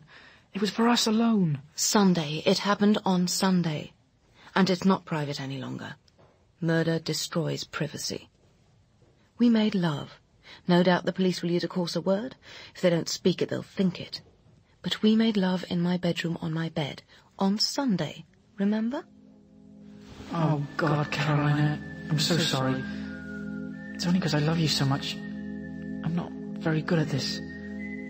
I've never... It's my first. Don't worry, Jonathan. It's all right. Everything's fine. Yes. Yes, I remember. Then that's all you have to tell them. But why? That's what I don't understand. Why? They won't suspect you. They can't. It's ridiculous even to think it. You got on well with Hilary. You get on well with everyone. You're the last person the police will be interested in. You haven't even got a motive. Oh, but I have. Look, I've got to get back soon. I'll be missed. I never told you this, but I really hated her father. Peter Robarts ruined Mummy. He forced her to spend her last years in poverty. It's through him I lost my chance of a decent education. Look at me, a so-called personal assistant at Dogsbody, and that's all I'll ever amount to. You could be anything you chose. Not without an education. Mummy trusted Peter Robarts. She put every penny she had, every penny Daddy left, into his plastics company. I've hated him all my life. Once the police discover that, I'll get no peace. But they can't see what Hilary's father did to your mother as a motive for murder. It's absurd. It was so long ago. The motive for killing another human being is often absurd. People kill for the strangest reasons. But if I can produce an alibi, that will be the end of the matter. They'll leave us alone, both of us. We only need say that we were together, and there will be an end of it. I really must go. You will back me up, won't you? Oh, Caroline... All right. I'm asking too much. I know how you feel about the truth, honesty, your Boy Scout Christianity. We all need our self-esteem. I suppose yours is knowing you're morally better than the rest of us. But aren't you being a bit of a hypocrite? You say you love me, but you won't lie for me. It's not an important lie. It won't hurt anybody. But you can't do it. It's against your religion. It's not that. Your precious religion didn't stop you going to bed with me, did it? I thought Christians were supposed to be too pure for casual fornication. Oh, Caroline. All right. Let it go. I'm asking too much. I'm not better. I'm not. And you could never ask too much. If it's important to you, of course I'll do it. There's no danger. We're both innocent, we know that. And what we tell the police could so easily have been true. Look, I simply must get back to the office now. I'll be in touch. But we'd better not see each other tonight. I rang you last night. You... Did you? While I was driving around, thinking. I stopped at a phone box and telephoned. You weren't in. What time was that? About 20 to 10. Perhaps a little later. All right. You might as well know. I was on the headland last night. The headland? Why? I took Remus for a run. I left the car just outside the village and walked as far as the ruined abbey. I suppose I was there just after 10. You were there? Shh! And all the time she must have been lying dead within a few yards of you. Not a few yards, more like 100. And I didn't see her kill her, if that's what you're thinking. But someone might have seen you. It was bright moonlight. The headland was empty. And if the murderer was lurking in the trees and saw me, he's hardly likely to come forward. But it's not the happiest position to be in. And that's why I need an alibi. I wasn't going to tell you, Jonathan, but now you know. I didn't kill Hilary Robarts, but I was there. And I've got a motive. That's why I'm asking you to help.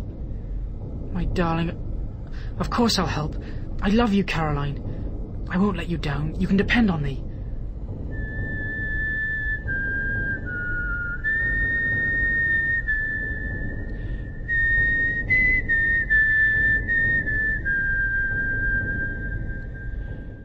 I wasn't going to tell you, Jonathan, but now you know. I didn't kill Hilary Robarts, but I was there. And I've got a motive. That's why I'm asking you to help. My darling, of course I'll help. I love you, Caroline. I won't let you down. You can depend on me. Devices and Desires by P.D. James. Dramatised in 6 episodes by Neville Teller. With Robin Ellis as Adam Dalgliesh. Episode 4. Miss Amphlett, I understand that Dr. Mayer had a relationship with Miss Robarts. Dr. Mayer never confides in me about his private life. But you're his personal assistant. You'd be in a better position to know about such things than almost anyone else. I'm not concerned with his personal affairs in any sense of the word. This habit Miss Robarts had of swimming at night, did you know about that? Yes, a lot of people did.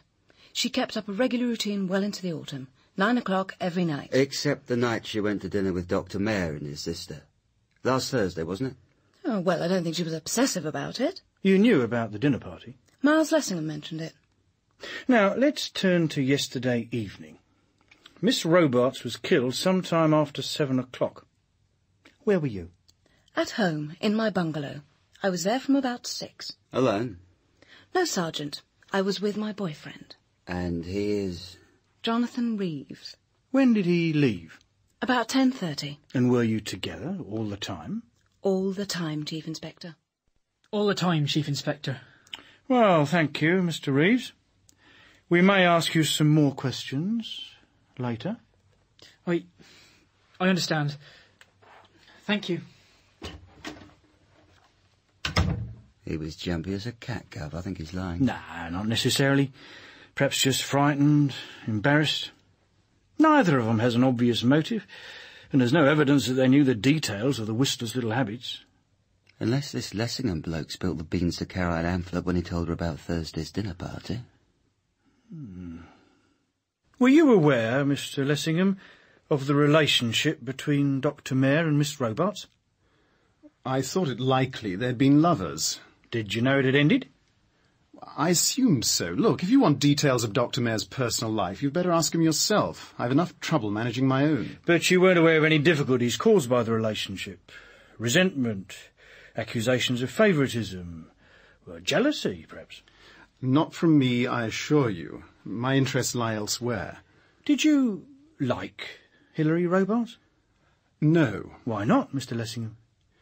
Does there have to be a reason? There aren't many people I like, and she doesn't happen to be one of them. I found her overbearing and insensitive. It doesn't mean I wanted her dead. And how did you spend last night, Mr. Lessingham, from about 6 o'clock?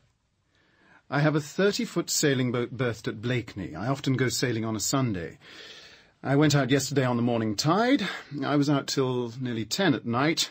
The chap who berths his fishing smack next to me saw me leave. There was no one around when I berthed. You carry a dinghy? Mm-hmm. An inflatable. And at the risk of exciting you, I have to say I also carried my collapsible bicycle. But I didn't put ashore either at Larksoken Headland or anywhere else. Not even to murder Hilary Robarts.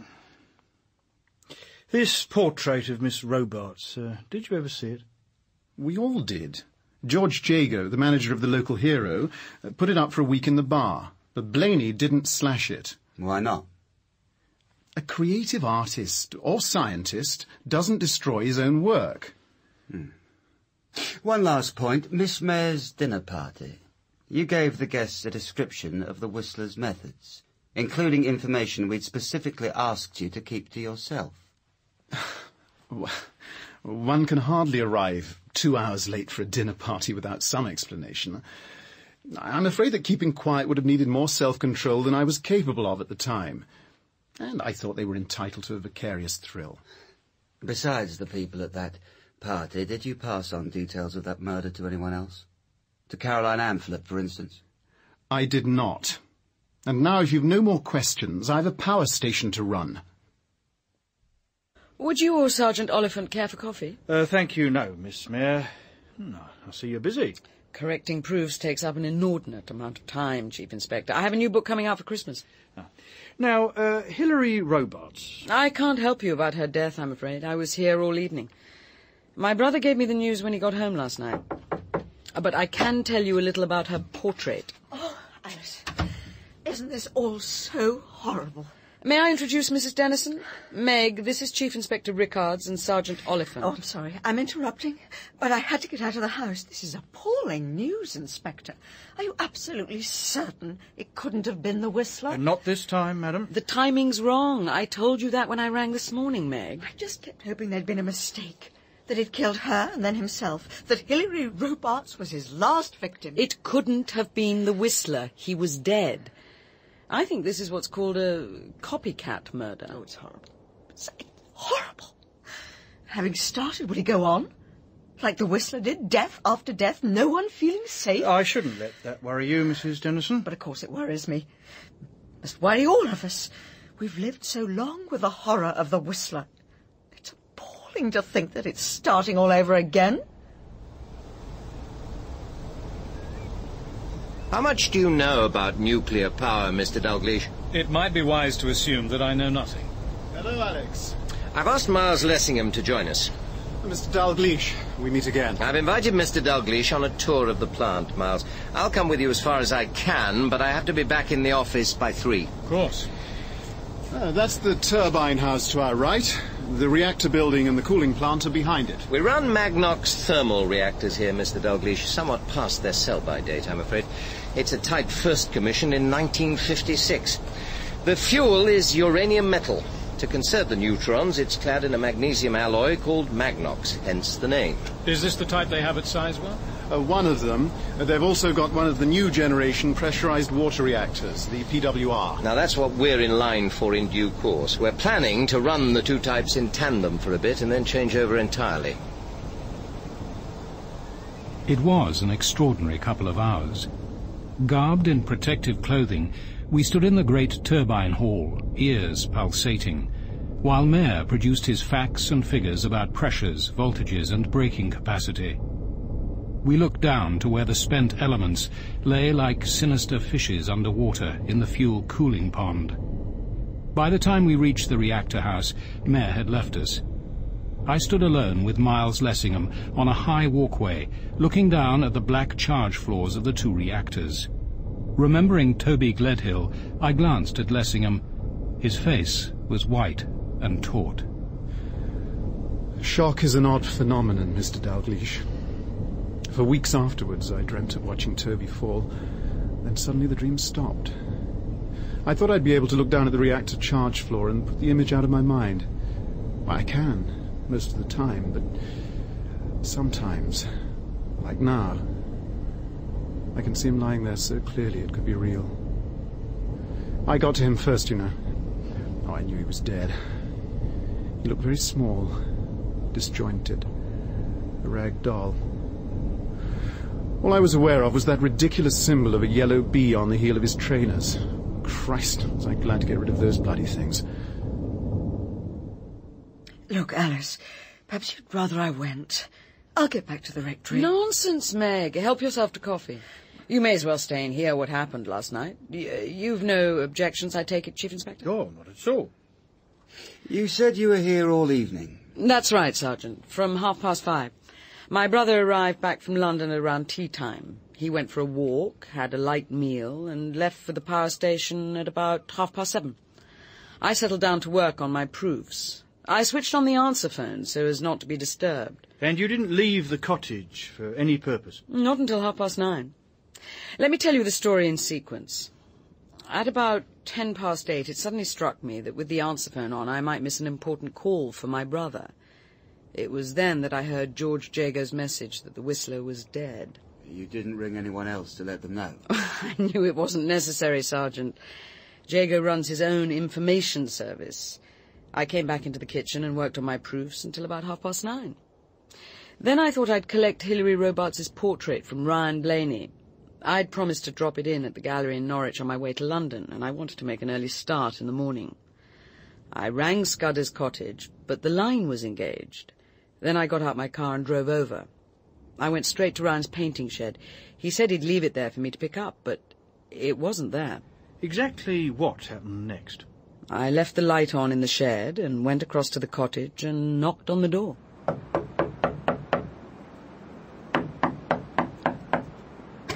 Who's that? What do you want? Mr. Blaney, it's Alice Mayer. I've come to pick up your portrait. Well, what's stopping you? It's in the shed. That's the point, Mr. Blaney. It isn't. Of course it's there. I assure you, it isn't. Left of the door, wrapped in brown paper. Did it myself. Come on, I'll show you.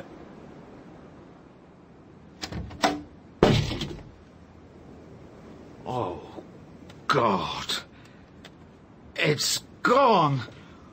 Oh, God. Come on, Mr. Blaney. Let me help you back indoors. Oh. Come on. Oh, God. Come on. It's gone. Hadn't we better phone the police, Mr. Blaney? We could do it from here if your phone is working. I've been trying to get through to you, but it's been engaged. The bloody receiver's not on properly, that's why. Why not phone the police? The sooner the better. Tomorrow. Tomorrow will do. Good night. You didn't discuss the news of the Whistler's death? What was there to discuss? Neither of us were in the mood for a chat. Miss Mayer, from what you saw of Mr. Blaney that night, do you think he could have driven a car? Impossible. And he hadn't a car to drive. He had a small van, but it's broken down. Or ridden a bicycle? I suppose he could have tried, but he'd have been in the ditch within minutes. Mrs. Dennison, did you know last night that the Whistler was dead? Oh, yes. Mr. Jago phoned me too. About 9:45. He probably tried to get you earlier, but you were on your way to Norwich Station with the Copleys. No, Alice, I wasn't. I should have been, Chief Inspector, but the car wouldn't start. I had to phone Sparks. He runs the local taxi. Luckily, he could just get the Copleys to Norwich, but he couldn't bring me back. He had to go straight on to a job in Ipswich. So you were in the rectory by yourself last night? Mm-hmm, that's right. Did you leave the house at any time? No. Well, very briefly. I went out into the garden for a short while. Now, if you don't mind, I'd like to go home. Bye, Alice. No, I'll let myself out. Meg? Funny. She hasn't touched her coffee. Miss Mayer, it must have been nearly midnight when your brother got home last night. Did you ring the power station to find out why he was delayed? Certainly not.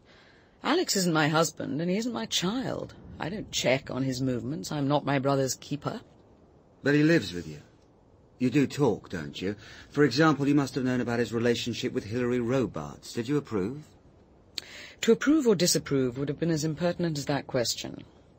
If you wish to discuss my brother's private life, I suggest you do it with him. Miss Mayer, a woman has been brutally done to death, and her body mutilated. She was a woman you knew. I'm sorry. I'm sorry, Chief Inspector. You're quite right, of course.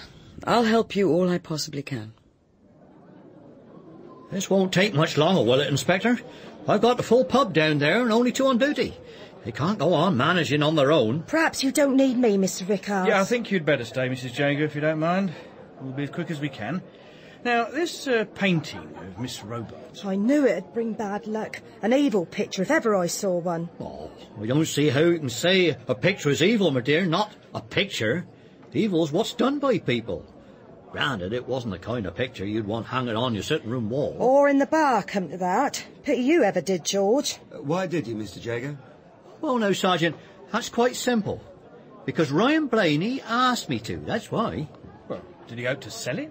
Oh, no, it wasn't for sale. Not that one. I want them to see it, I said. I want them all to see it. And who did? Well, all the customers who came in the bar. They could hardly miss it. Anyone from the headland or the power station? Oh, can't really say. I'll tell you one person who did see it, though. That's Hilary Robarts. She stood there and looked at it, and everyone fell silent. Then she walks over to the door. I've changed my mind about drinking her, she says. And out she goes. I take it she wasn't very popular. We all knew she was scheming to turn the Blaneys out of Scudder's cottage. And him a widower trying to bring up 4 kids. Was that the last time you saw her? Well, the last time George did. I saw her on the headland yesterday afternoon, only a few hours before she died. How did you come to be on the headland? Delivering the church magazine, wasn't I? Well, here they are, Mrs. Jago. The usual last-minute rush, Rector. I'm afraid so. But somehow we always seem to meet our deadline. Such an alarming word, I always think. Well, I shan't be seeing you for a while now. Why ever not? Mrs. Copley and I are off to stay with our daughter in Wiltshire. It's this Whistler business. Our daughter insists we go and stay with her. Oh, quite right. Get away, that's the best thing. So, Mrs. Dennison will be on her own in the rectory? Just for a bit. But she'll have the jumble sale to occupy her. Oh, we're getting a bit overwhelmed with all the clothes and things people are leaving at our back door. She's got an awful amount of sorting out to do. They all take a copy of the parish magazine. All except the Blaneys, of course. Well, they wouldn't be in RC. When exactly did you set off to deliver them? Oh, about 3, I reckon. Or maybe a bit after. We have a latish dinner on Sundays. And then? Then I got on my bike, put the magazines in the basket and cycled off over the headland. Who did you go to first? Neil Pascoe in the caravan. It was while I was there that Miss Robarts come driving up in her red Golf. Amy was outside with the kid. Timmy trotted over to the Robarts woman and grabbed at her slacks. He didn't mean any harm. He's a friendly little beggar.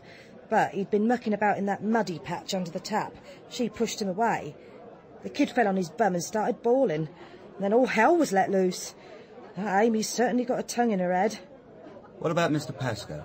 What did he do? Just stood there, looking so white, I thought he was going to faint. Can you remember anything that was actually said? I'd sooner forget most of the swearing, thank you very much. That all came from Amy. When she'd done, Miss Robarts was in a right fury. How dare you speak to me like that? Who the hell do you think you are? You're nothing but a slut. I was thinking of dropping my legal action, that's what I came here to say. Now you can both sweat. I'm bloody well going ahead. You, Pascoe, you'll stand up in court and be made to pay. God, you'll pay. And I hope it ruins you both. You and your damned whore. Then into her car she gets and roars away. I did my best to cheer up poor old Neil. I told him she was a vicious, evil-minded bitch and that one day someone would do her in. Doreen.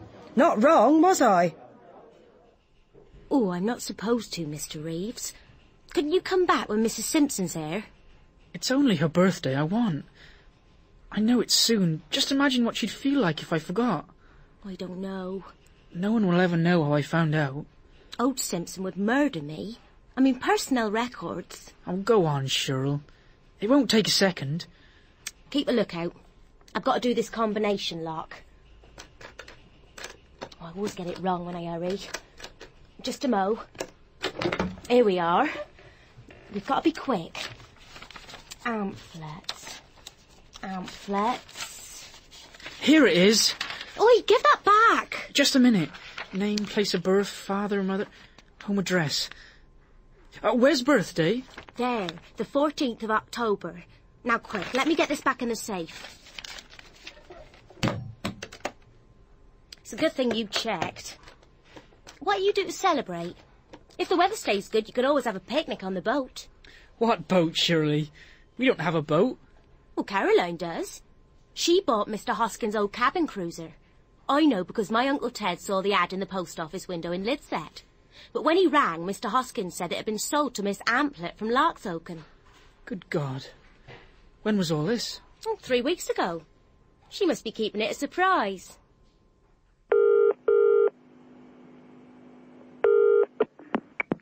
Yes? Is Miss Caroline Amplet at home, please? Who is that?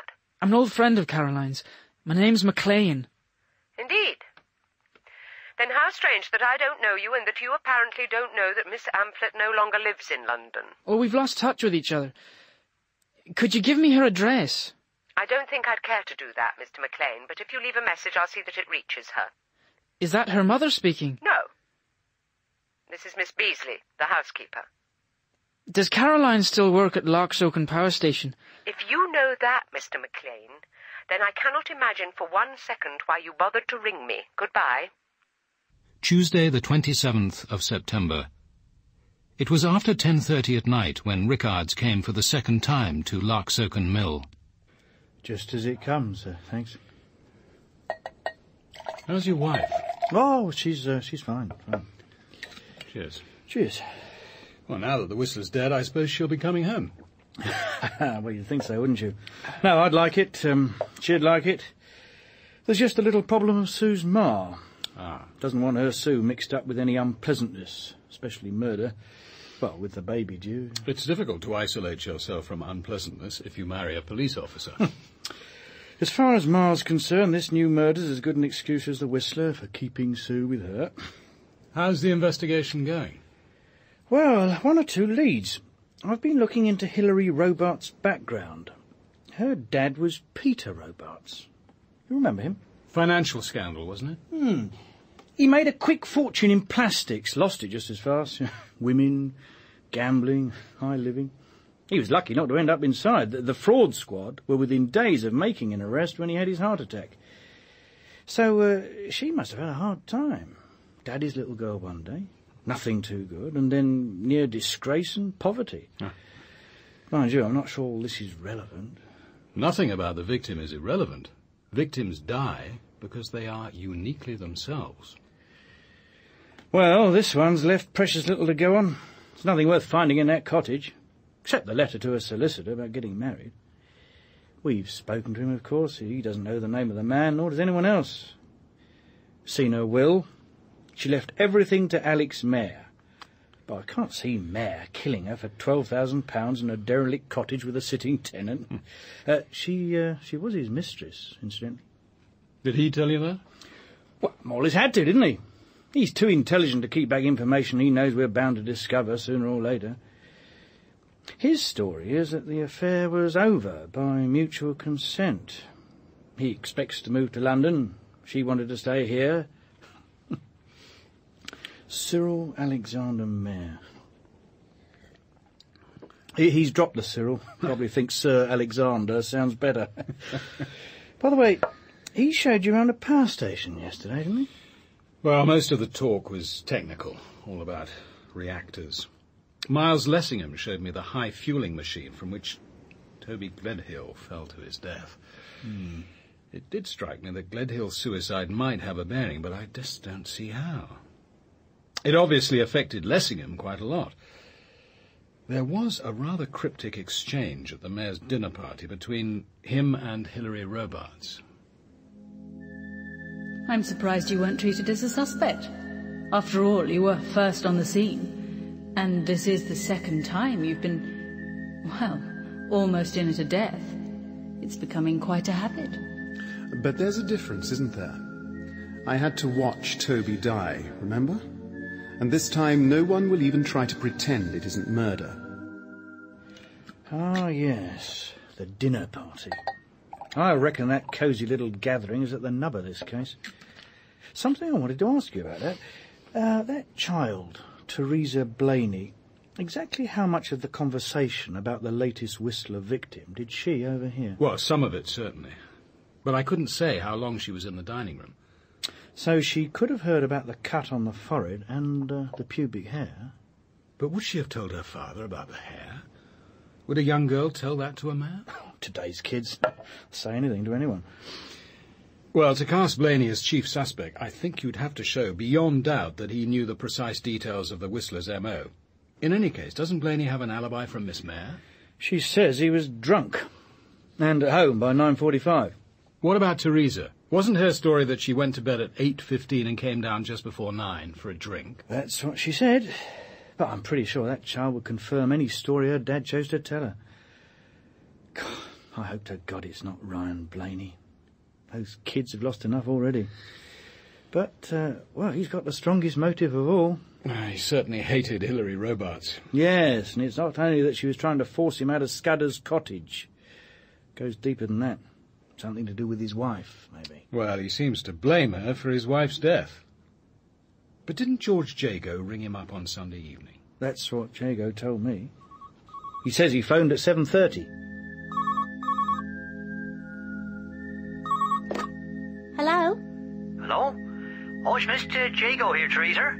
Is your dad about? He's painting, Mr. Jago. He's out in the shed and he said I wasn't to disturb him. Oh, well, that's all right, but I got a very important message for him. Will you make sure he gets it as soon as he comes in? Yes, of course I will. Will you tell your dad the Whistler is dead? Killed himself just now over East Haven. Can you remember that? Of course I can, Mr. Jago. I'll tell him. That's what Jago told her. No mention of times, nor of the hotel. Blaney could have assumed the body was found in open country. East Haven's just down the coast. This is his chance. He can kill Robarts and everyone will assume that the Whistler has claimed his last victim and then done away with himself. Or what about the slash portrait? I mean, are we safe in assuming that it isn't directly connected with the murder? Quite frankly, I can't see Blaney destroying his own work. Yeah, that portrait's a puzzle, I grant you. And if you believe Miss Mayer, the case against Blaney collapses anyway. She says she saw him at Scudder's cottage at 9:45, and that he was half drunk. Granted, he could have feigned that. But what he couldn't do was kill Hilary Robarts at 9:20 and get home by 9:45, not without the use of a car he didn't have. She's given him an alibi which I don't think you'll be able to break. But he hasn't given her one, has he? Her story is that she was alone in Martha's cottage until she left just after 9:30 to collect the portrait. And she has a motive. Hilary Robarts was her brother's mistress. Now, I know he tells us it was all over, but we've only his word for that. Suppose they'd planned to marry when he goes to London. Alice has devoted her life to her brother, unmarried. Why give way to another woman just when Mayer is about to achieve his ambition? The Mayers live quite separate lives. She's a highly successful writer, very much her own woman. Yeah, all right, but well, look, take another scenario. Suppose he's tired of Robarts and she's pressing him to marry her. Suppose she's making herself a nuisance. Emotional blackmail. Well, wouldn't Alice Mayer feel like doing something about that? Like devising and carrying out a singularly ingenious murder? Isn't that carrying sisterly devotion a bit far? Robarts could hardly blackmail him with the relationship itself, since neither was married and there was no scandal involved. And I can't see anyone coercing Alex Mayer into something he didn't want to do. Yeah, and if somebody tried, that might turn him vicious. True.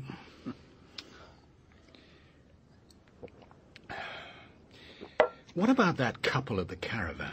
Well, the girl, Amy Cam, says Pascoe was out earlier in the evening but got back to the caravan by 9. Neil Pascoe's certainly got a motive. If Hilary Robarts had gone ahead with her libel action, it would have ruined him. And it's in Cam's interest to support his alibi.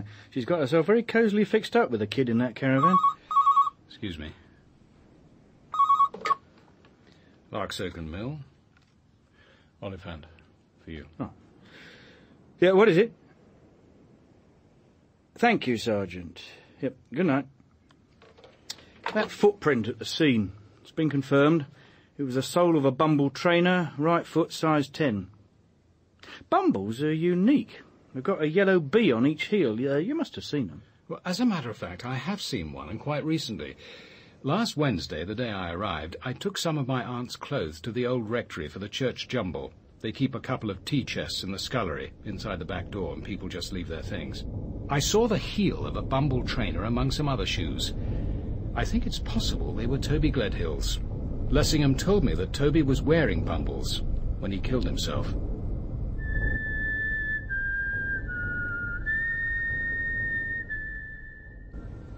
We're looking for a particular pair of trainers, Mrs. Dennison, which we believe might be in your jumble box. It's all out here. I leave the back door open all day so that people can just leave things without bothering to knock. Or help themselves without bothering to knock. This is Larksoken, Sergeant, not London. Do you mind if I... Oh, please, go ahead. Mrs. Dennison, this is the sort of shoe we're looking for. It's known as a bumble trainer. Was a pair ever in that box? Yes. Mr. Lessingham brought them in. They were among that young man's things, the one who killed himself up at the power station. Toby Gledhill. Yeah, did Mr. Lessingham just leave everything here? Oh, no. There was too much of it. He rang at the front door. It was towards the end of August, I think, with a suitcase full. We unpacked the clothes together. I remember putting the trainers in a plastic bag. It's nothing, sir. And when did you last see the trainers? I can't possibly remember that, Chief Inspector. Would it surprise you to learn that we have a witness who saw the trainers in this box last Wednesday morning? You can't have been listening to what I said, Sergeant. I've no idea when I last saw the shoes.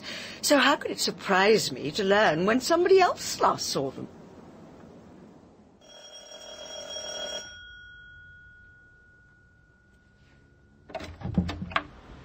Yes? Miss Beasley? That's who I am. Who are you? I'm sorry to trouble you. I'm a friend of Caroline's, Caroline Amphlett. I'm trying to trace her. I've come all the way from Nottingham. Nottingham? Good heavens. Well, you look harmless enough and appear to be unarmed. Are you harmless, Mr... Percival? Yes, yes. Well, you better come in. Mrs. Dennison, when was it decided that the Reverend and Mrs. Copley should go and stay with their daughter? Last Friday, after Christine Baldwin was murdered. I was to drive them to Norwich to catch the 8:30 on Sunday evening. But you didn't drive them to Norwich, did you? I've already explained that, Sergeant. The car wouldn't start. And when did you discover that, madam? As we were due to leave. Could you describe exactly what happened? Well, at about 6:30, while the Copleys were finishing packing, I drove the car round to the front door. I finally got them into it at about 7:15. Then it wouldn't start. So I rang Mr. Sparks at Lidset Garage and arranged for him to take them in his taxi. But without you? Oh, well, I felt bad about that. But Mr. Sparks could only take the job if he could go straight on to Ipswich, where he had to pick up a fare. Where is the car normally kept, Mrs. Dennison? In the garage. Locked? There's a padlock. I don't suppose it's all that secure, but it was locked when I went for the car. 3/4 of an hour before you needed to leave. Is that significant? It could be. Why so much time? Oh, have you ever tried to load a car for 2 elderly people who are leaving on an indefinite stay? And while it stood there in front of the house, was it continually under your eye?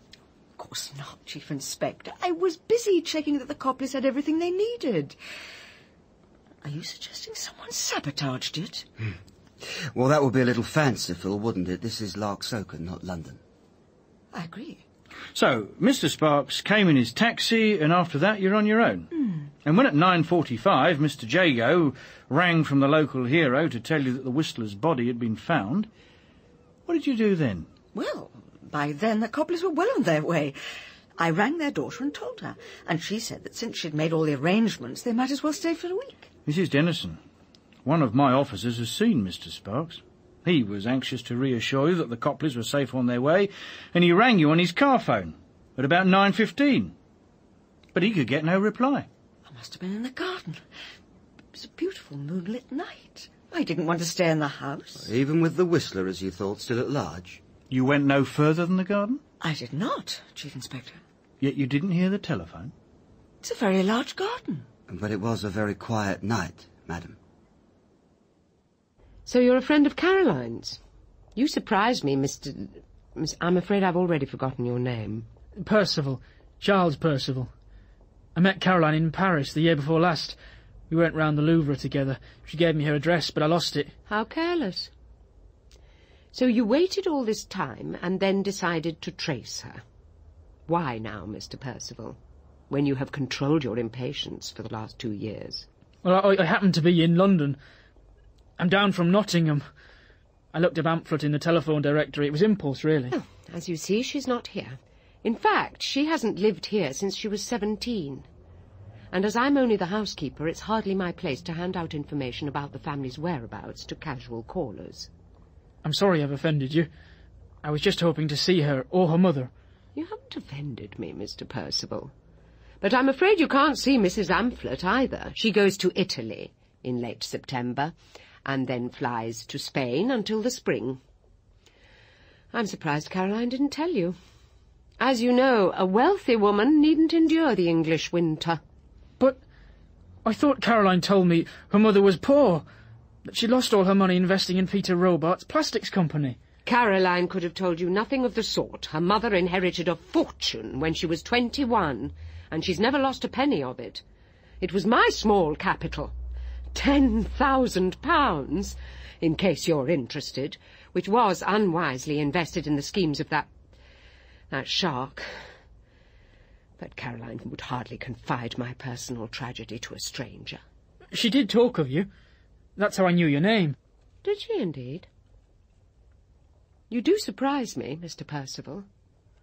Although, as I was her nanny, ridiculous expression, you could say I brought her up.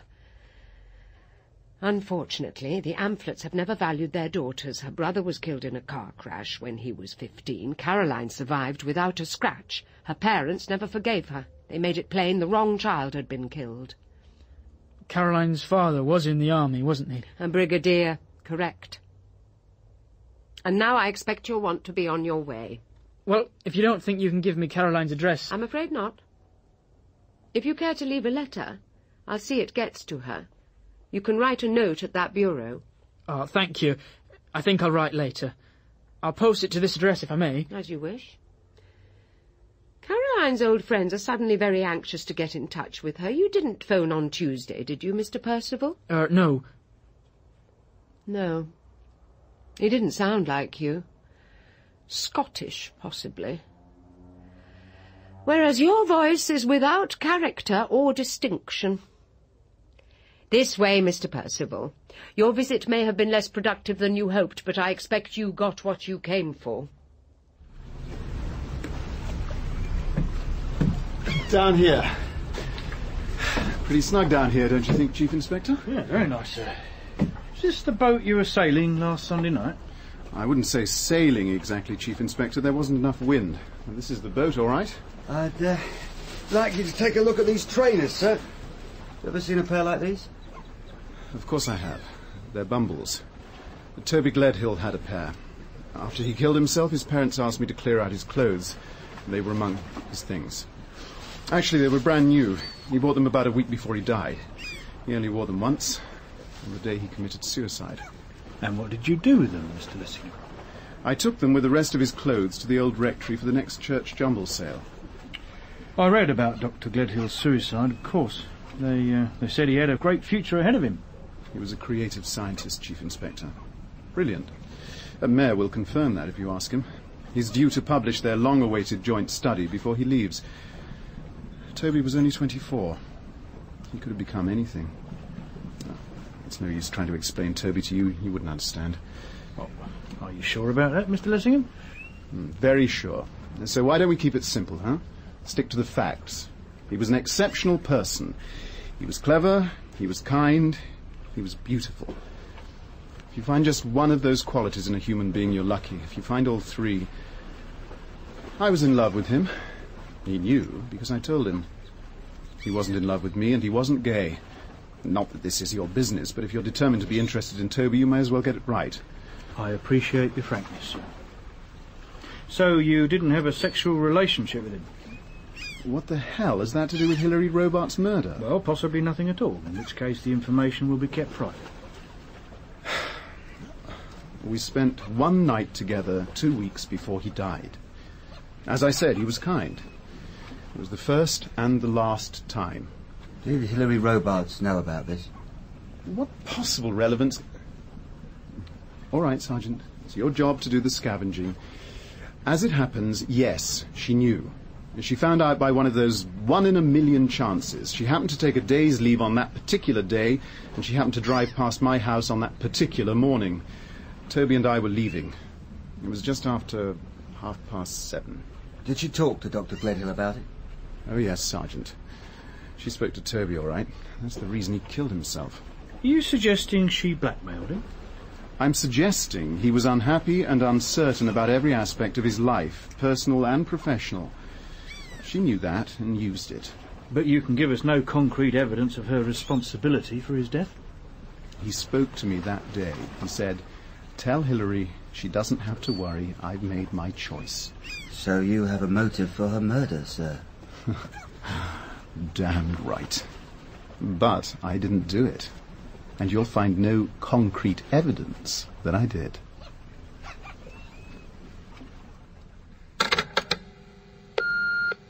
Carrie, darling, Nanny has something important to tell you. You won't like it, my sweet. Nanny's had a phone call and also a visitor. 2 strangers asking questions. Or it could have been the same man. Yes, it really could. I wonder...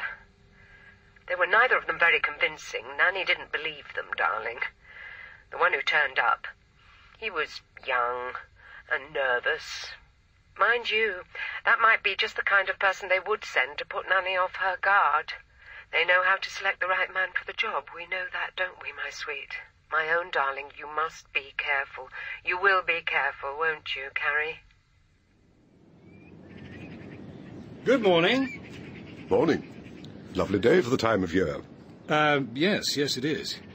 Look, I'm sorry if I seem impertinent, but could I ask you where you got those shoes? You're not about to claim ownership, I do hope. No, nothing like that. They're not mine. Well, that's good. To begin an acquaintance, however brief, with a dispute over property is always a mistake. Property's a concept I've not much time for. I can imagine.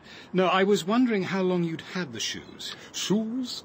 As a description does them too much credit, sir. In today's parlance, I believe they're commonly referred to as trainers. One picks up a great deal of common parlance on the road. My name, incidentally, is Jonah. And mine is Adam Dalgliesh. Well then, Adam Dalgliesh, give me one good reason why I should answer your question, and you shall have an answer. I will. On Sunday night, a woman was strangled on the beach not far from here. The police found a distinct footprint near the body, and are looking for a pair of Bumble trainers. Well, that's clear enough. You talk like a policeman. I'd be sorry to hear that you are one. Well, this isn't my case, but I am a policeman, I'm afraid. And these are Bumble trainers, are they? It's the yellow bee on each heel. Are you telling me that I now have on my feet the shoes of a murderer? It is possible that these are what he was wearing when he murdered that woman. Have you heard of the Norfolk Whistler? Is it a bird? A serial killer. And these trainers are his? No, he's dead. This latest killing was made to look as if he were responsible. Are you telling me that you hadn't even heard of him? I sometimes see a newspaper when I need paper for more earthly reasons, but I seldom read them. They reinforce my conviction that the world is not for me. I seem to have missed your murdering Whistler. So, what am I expected to do now, Adam Dalgliesh? Well, if you wouldn't mind coming home with me, I could telephone the officer in charge of the case. My car's just up here. Lead the way, sir.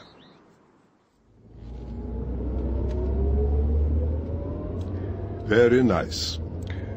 You must be a very superior type of policeman.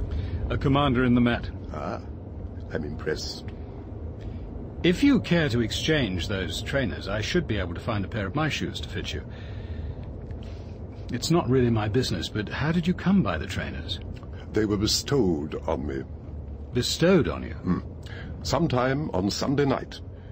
I'd arrived on the headland after dark, and I made my way to the usual night shelter near the cliff. A pillbox, I think it's called. I expect you know it. Well, I do know it. Not a very salubrious place to spend the night. I have known better. It has the advantage of privacy, and it's weatherproof. The slit faces the sea, so I can light a fire without fear of discovery. I usually visit once a year and stay a few days. Did you go there straight away? No. I always call at the old rectory first. The couple who live there are usually very obliging and let me fill up my water bottle. As it happens, there was no one at home. The lights were on downstairs, but no one answered the bell. What time would this be, do you remember? Well, the church clock showed 8:30 as I passed through the village, so it must have been about 9:15. What did you do then? I knew there was an outside tap close to the garage, so I took the liberty of filling my bottle without permission. Did you see a car? There was one standing in the drive. And then? Then I went straight to the pillbox. I was very tired. I drank some of the water, ate a little bread and cheese, and fell asleep. The shoes were thrown in some time during the night. I found them next morning. As I turned over, I felt something hard beneath me. It was one of the shoes. The other I found near my foot. So you accepted them? As a gift from God? Wouldn't you? You'll find my old shoes in the pillbox. And you put these on? Oh, not straight away. They were too damp. Someone had washed them very thoroughly. By the way, you ought to know what manner of man you are inviting under your roof. Well, I should certainly be interested to know something about you.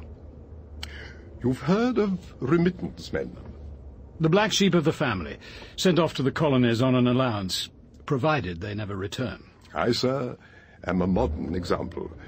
My brother, a prominent member of his local community, transfers £1,000 per annum from his bank account into mine, providing I never embarrass him by intruding on his presence. That must come in useful. He is indefatigable in good works, and you could say that I am among the recipients of his charity. He has been honoured by Her Majesty. An OBE merely, as yet, but he has hopes of higher things, I'm sure. And how long have you been living this life? Nearly 20 years now, sir. And I can honestly testify that a man who is free of all human desires except to eat, sleep, and walk, that man is truly free. And you really have no other desires? Drink? Women? If by women you mean sex, then the answer is no. I am escaping, sir, from drink and sex. Then you are on the run from something. I could argue that a man on the run is never entirely free. And I could ask you what you are escaping from on this lonely headland.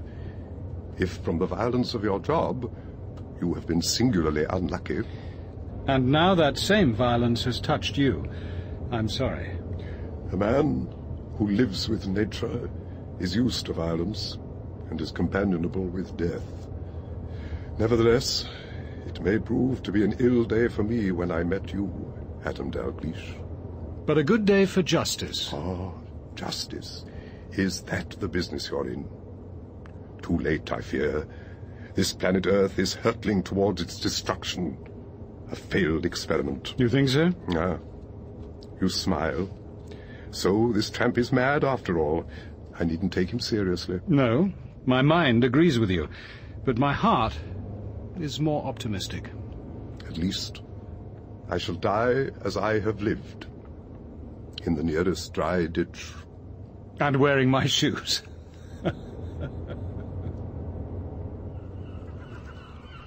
Hey! Hey there! Caroline! What the hell do you want, Jonathan? To talk to you. I've been following you since you left the bungalow. I know that, you fool. You've been in my mirror practically the whole way. Caroline, I have to talk to you. Then wait until tomorrow. Or stay where you are if you must. We'll be back in an hour. Where are you going? What are you doing? For Christ's sake, what do you think I'm doing? This is a boat, my boat. Out there is the sea. Amy and I are planning a short trip. Amy? Who's Amy? Hi. But it's nearly night, and it's getting foggy. So, it's dark and it's misty. Look, Jonathan, why don't you mind your own business and get off home to Mother? Caroline, please. I know you lied about your mother being ruined by Hillary's father. That wasn't true, any of it. Look, if you're in trouble, I'd like to help. I am not in trouble, and if I were, you'd be the last person I'd turn to. And take your hand off my boat. You never told me you had a boat. There are a great many things I didn't tell you. It wasn't real, was it? Any of it. You don't love me. You never loved me. Love? Take a good long look at yourself in front of a mirror. How could you ever have imagined it was real? This is real. Amy and me. She's why I stay at Larksoken, and I'm why she stays. Now you know. You used me? Yes, I used you. We used each other. That's what sex is. And if you want to know, it was bloody hard work. And it made me sick. It's very good of you to invite me in, Mr. Dalgliesh. We haven't actually met, but I expect you've heard of me. I'm Neil Pascoe from the Caravan. I'm sorry for butting in when you want some peace. If it's about the murder, then you ought to be speaking to Chief Inspector Rickards, not me. This isn't my case. I wouldn't have come if there were anyone else I could talk to. There are things I can't discuss with Amy. As long as you remember whom you're talking to. A policeman. Like the priesthood, isn't it? Never off duty. It's not in the least like the priesthood. There's no seal of the confessional, and there's no absolution. As long as you understand. It's about Toby Gledhill, the boy. Well, he was a boy, really. Who killed himself at the power station. I've heard about Toby Gledhill. Then I expect you know he held himself down on top of the reactor. That was on Friday, the 12th of August. 2 days before, on the Wednesday, he came to see me. Really? At about 9 in the evening. I was in the caravan with the baby. Timmy. Amy had taken the van into Norwich to do some shopping, and there was a film she wanted to see. Then there was this knock, and there he stood. Did you know him? I knew who he was. I'd seen him at those open days at the power station. I couldn't think what he wanted, but he said he had something important to say to me. I suggested we take a walk along the shore. I lifted Timmy out of his cot and put him into the backpack, and we set off. I'll come straight to the point, Mr. Pascoe. You're running people against nuclear power. And your living depends on nuclear power. We can't have all that much to say to each other. That's just what I want to talk about. I've come to the conclusion that nuclear power is too dangerous to use. Are you serious? Deadly. Until we've solved the problem of radioactive waste, I believe we oughtn't to build any more nuclear power stations. It's not only dangerous, it's corrupting. What's brought you to this conclusion? A number of things. Chernobyl, for one. But there's something else that's helped. Some research I'm doing. So what are you going to do? Resign. I won't go on working in nuclear power. And are you prepared to help us in Panup? I think I have a moral obligation to. It won't be easy for me. I not only like my colleagues, I respect their integrity. They believe in what they're doing. It's just that I can't go on sharing their beliefs. Have you spoken to anyone else at the station? Not yet. That's what I dread most. Good God. Look. Isn't that Hillary? I didn't expect... To see me rise like Aphrodite from the waves? She came slowly up the beach towards us. We were mesmerized. She looked magnificent. The drops of water glistening on her skin, and that locket she wears resting between her naked breasts. It's nice to see you, Toby. Why not come down to the cottage for a drink and a meal? Such harmless-sounding words, but they weren't. He couldn't resist her. I don't suppose I would have been able to either. She was offering him security, success, respect, love. What could I give him but trouble, even disgrace? I knew what would happen in the cottage if he went with her, and he knew too. She turned her back on us, absolutely confident that he'd follow her. And he did. 2 days later, he killed himself. If it hadn't been for that meeting on the beach, I think he'd be alive now. He just couldn't take any more. Why are you telling me this? Because I'm not sure if it's relevant. Something Rickard should know about. They're both dead. How can it help catch Miss Robarts' killer? Of course it's relevant. You're suggesting that she was blackmailing Toby Gledhill into staying in his job. If she could try that on one person, she could try it on another. Someone who might strike back. Pascoe's description of Hilary Robarts walking out of the sea had been remarkably vivid, but one detail was wrong. I remembered Mayor's words as he stood looking down at the body. That locket round her neck. I gave it to her for her birthday 3 weeks ago. Hilary Robarts was murdered on Sunday the 25th of September. Pascoe had undoubtedly seen her walking out of the sea with the locket resting between her naked breasts, but it couldn't have been on the 10th of August, so it must have been on some other occasion. Who was that creep? Just a man from Larksoken. His name's Jonathan Reeves. He's not important. Why'd you tell him all those lies? We're not lovers. Because it was necessary. What does it matter anyhow? It matters to me. I'm going to find him and tell him the truth. That's the one thing you won't be able to do, I'm afraid. Why not? Because we're not going back. What the bloody hell are you talking about? You said we'd be gone about an hour. You said we were going to meet some comrades offshore and get new instructions. We're not going back. Get that through your thick head. When I recruited you in that London squat, I didn't tell you the truth. I didn't know how far I could trust you. Anyway, I didn't know the whole truth myself. That's the way the operation works. What truth? I've got to get back to Timmy.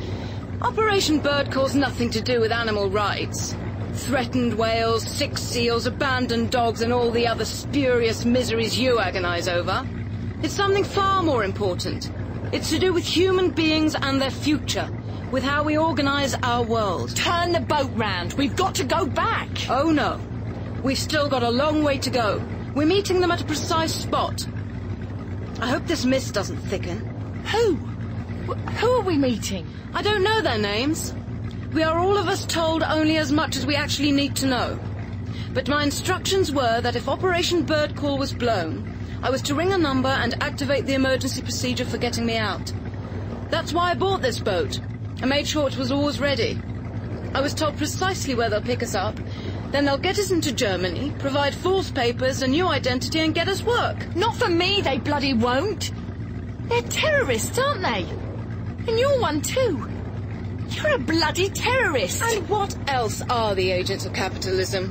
What are the armies, the police, the courts? What are the multinational corporations who keep 3/4 of the world's population poor and hungry?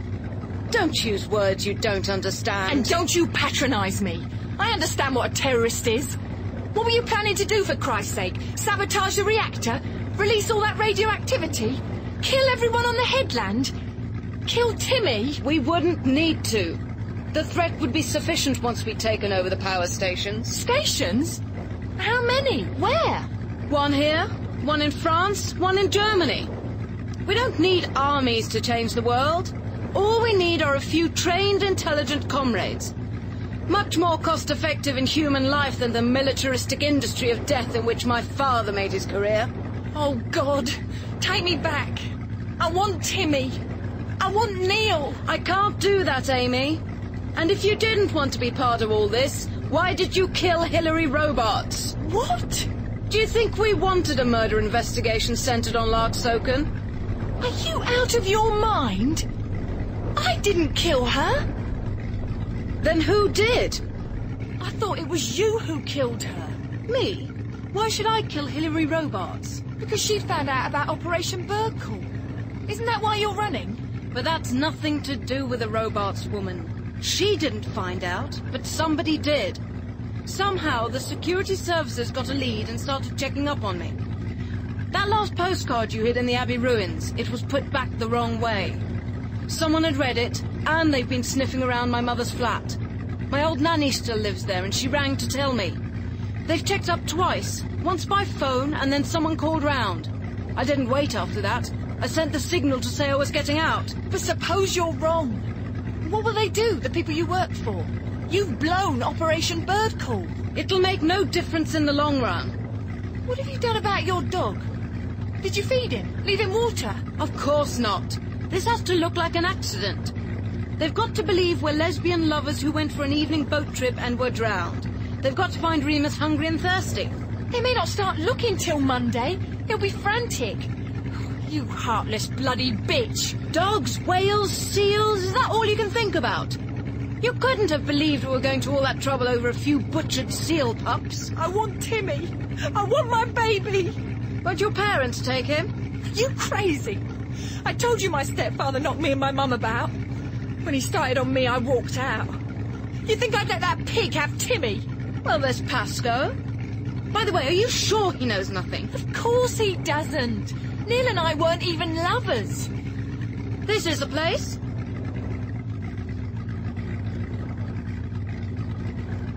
This is where they're going to meet us. We'll just have to circle here till they come. Caroline, look at me. No, properly. They're not going to put me ashore, are they? They're going to kill me. You know it. You brought me here to be killed. Don't be hysterical. They can't risk letting me go. I know too much. Caroline, you must help me. What you're saying is ludicrous. Is it? But it isn't only me. It's you too. Think about it, Caroline. They won't want you either. You were only useful to them while you worked at Larksoken. now you're a liability, the same as me. What can you possibly do for them now that would make it worthwhile supporting you, setting you up with a new identity? And if MI5 are really onto you, you'll be a constant danger to them. A boating accident without bodies, who's going to believe that? No, the only way to put MI5 off the scent is for those bodies to be washed up on some beach somewhere. Caroline, can't you see? They need us both dead. Go back. It isn't too late. If they find us, we haven't enough power to outrun them. Our only chance is to put out the lights, lie silent, and hope they won't find us in the mist. Listen. Isn't that... Oh, God. Can't we get back to the harbour? There isn't time. It's more than 10 miles. They'd overtake us easily. The fog's our only chance. They've seen us! Caroline! Help me! They're coming straight at us! Oh, my God! I'm sorry, Amy. I'm sorry! Timmy!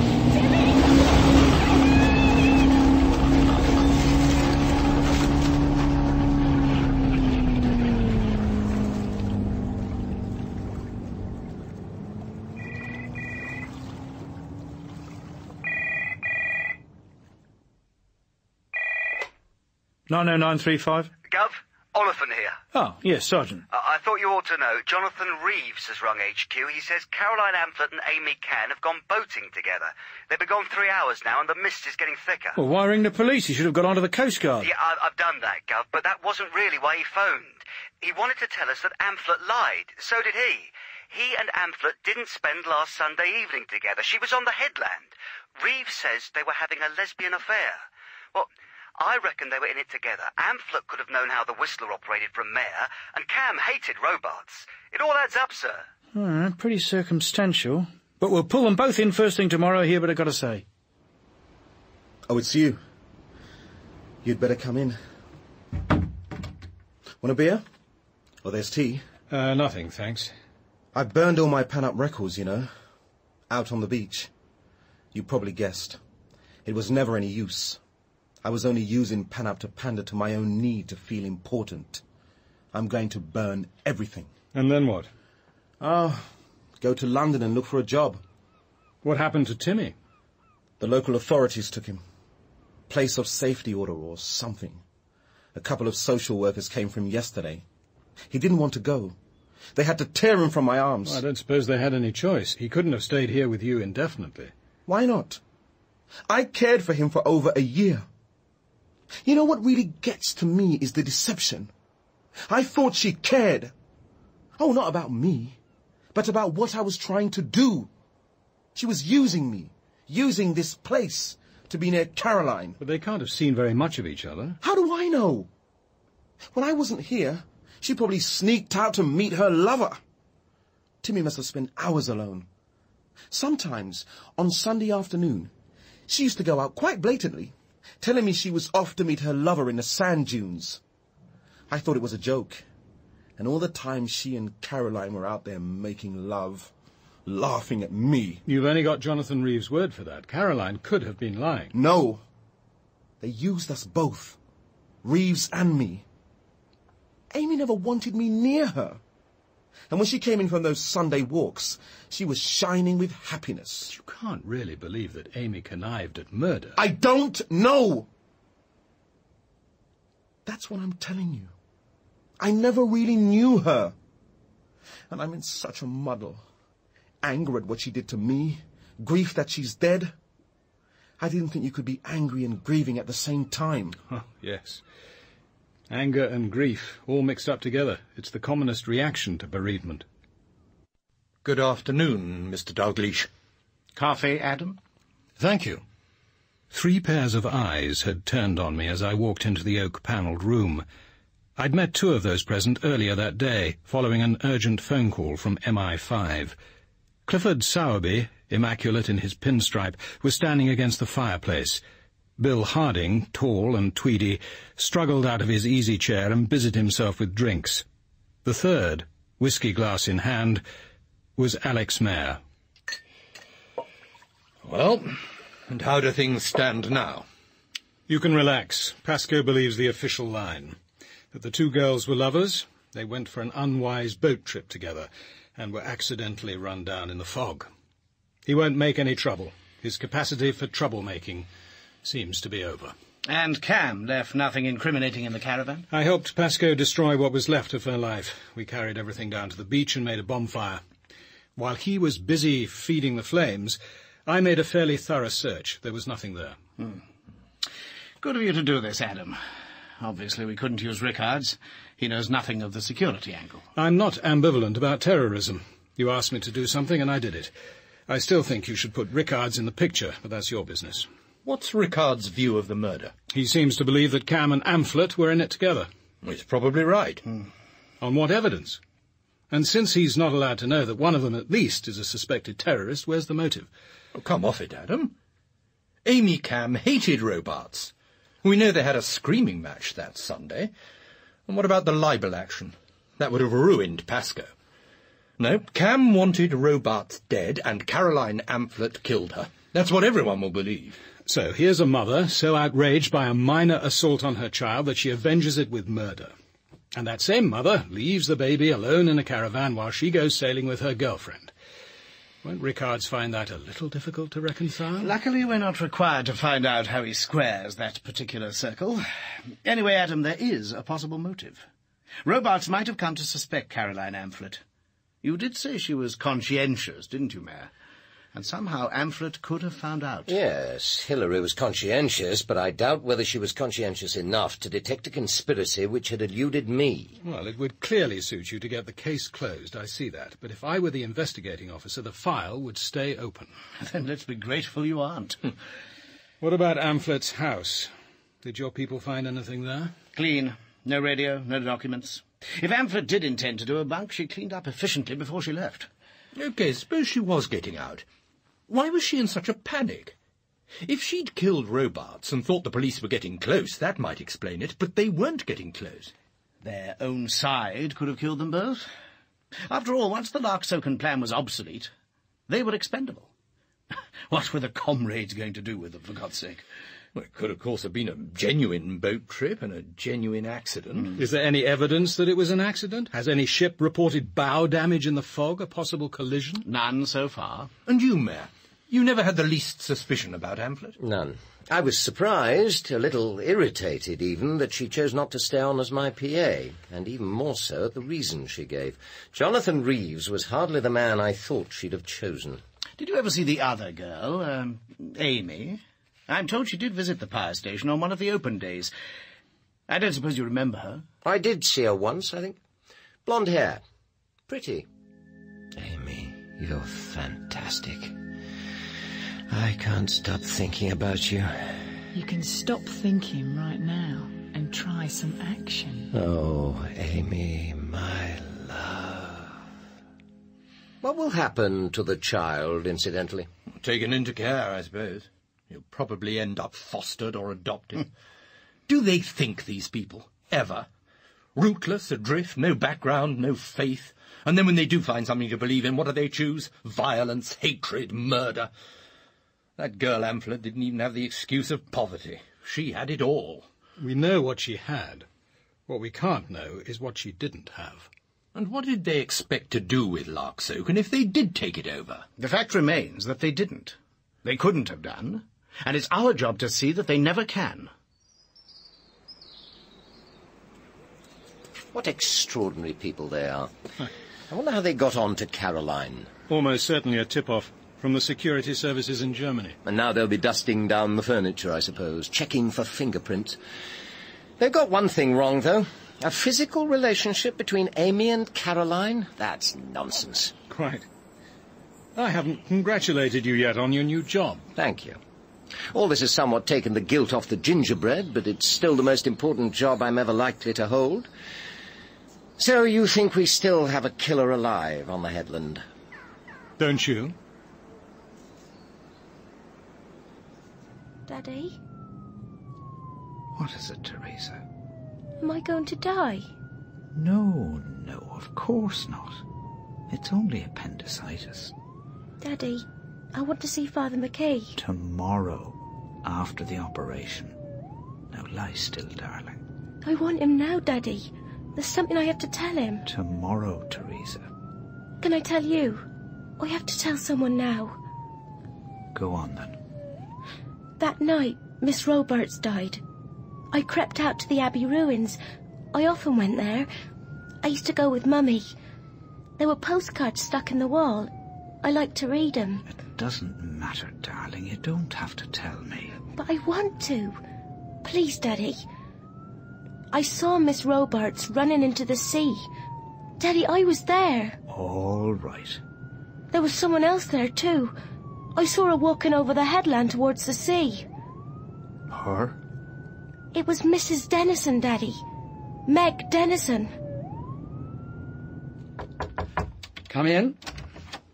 Oh, it's you, Meg.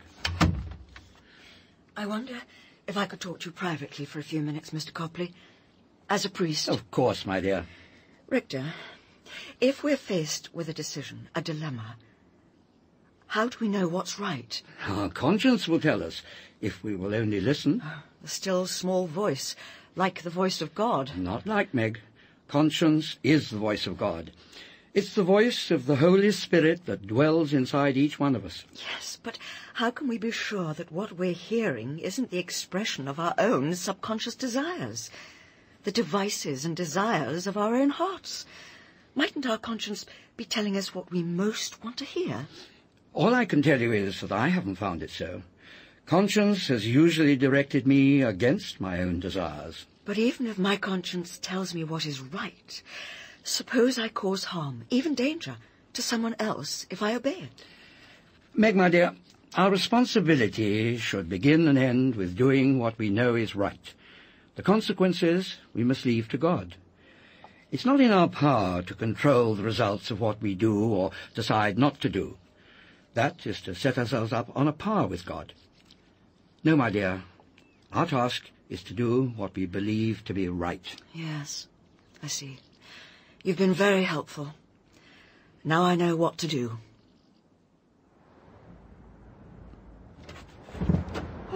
Meg, good to see you. Hello, Alice. What a day. Are you alone? As you see. Alex is at last circuit. I've brought back the first 50 pages of the proofs. I've done what you asked. Checked for printing errors only. I hope it wasn't too much of a chore. I get so obsessed with the recipes. It's amazing how many printing mistakes I miss. No, I enjoyed it. But you didn't battle your way through this wind just to bring me my proofs. Alice, those two girls, Caroline and Amy, people are saying that they killed Hilary Robarts. Is that what you believe? No. Why do you ask? Do you think the police will try to pin it on them? Why should they? Well, it would be convenient for them, wouldn't it? 2 dead suspects, case closed. Were they suspects? Well, they didn't have alibis. That man Caroline was supposed to be engaged to confessed that they weren't together that night. Caroline forced him to lie. It's all over the village. So they didn't have alibis, nor did other people. You, for example. That isn't proof of guilt. I didn't have an alibi either. I was at home all that evening, but I doubt whether I could prove it. But that isn't so, is it, Alice? You weren't at home. It's what you told Chief Inspector Rickards on Monday. I was sitting here, remember? But it wasn't true. Is that what you've come here to say? Oh, Alice, I know it can be explained. It's ridiculous even to ask. It's just that I've had it on my mind for so long. How do you know I wasn't here? Because I was. After the Copleys left, I suddenly felt I had to see you. I tried phoning, but the answer machine was on, so I walked down over the headland. Your cottage was empty. The lights were on downstairs, but the door was locked. The stereo was playing, very loud. I rang and rang. When you didn't come, I was afraid you might be ill. I used the key you gave me to get in. I walked into a surge of wonderful music. I recognized it, Mozart's Symphony in G minor. It was Martin's favourite. But you weren't here. And suddenly, I felt I had no right to be here. That's why I left without leaving a message. So the cottage was empty. Is there something else? That message on your answer phone from George Jago about the Whistler. If you'd really received it at 8:10, you'd have rung Norwich Station and left a message for me. You knew how much the Copleys disliked the thought of going to their daughter. You'd have rung, Alice. There could have been an announcement over the station loudspeaker, and I could have driven them home. You'd have thought of that. One lie to Rickards and one instance of insensitive neglect. Is that all? The knife.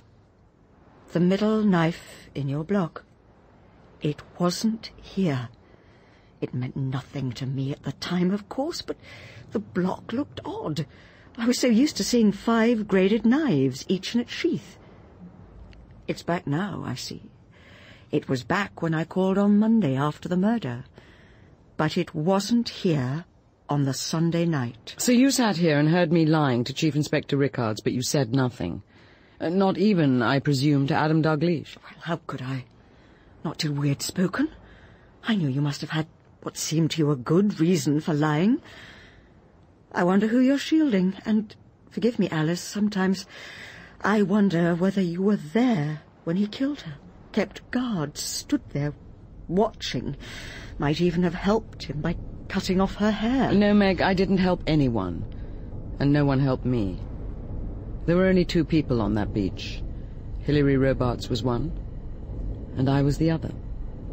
I planned it alone, and I did it alone.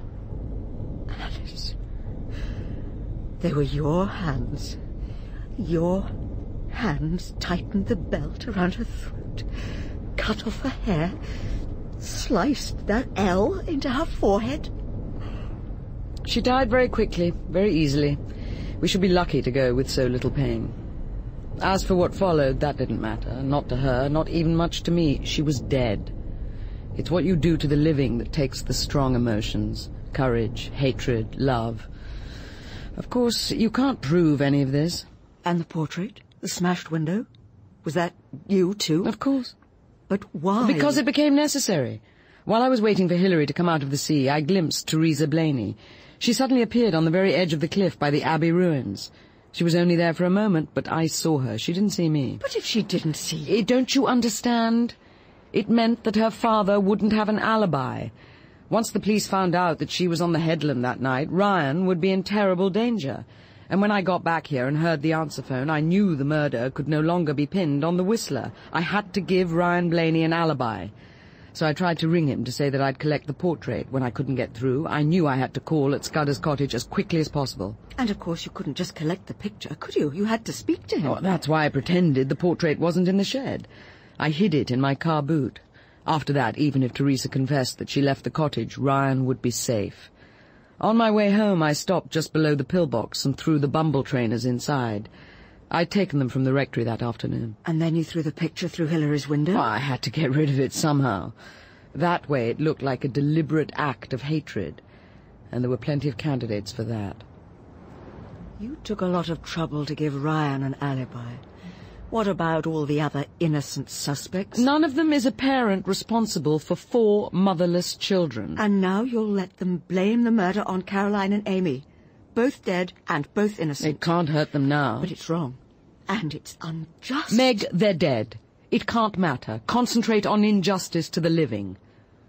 Alex had a right to that job. And what about Hilary Robarts? Didn't she have a right to life?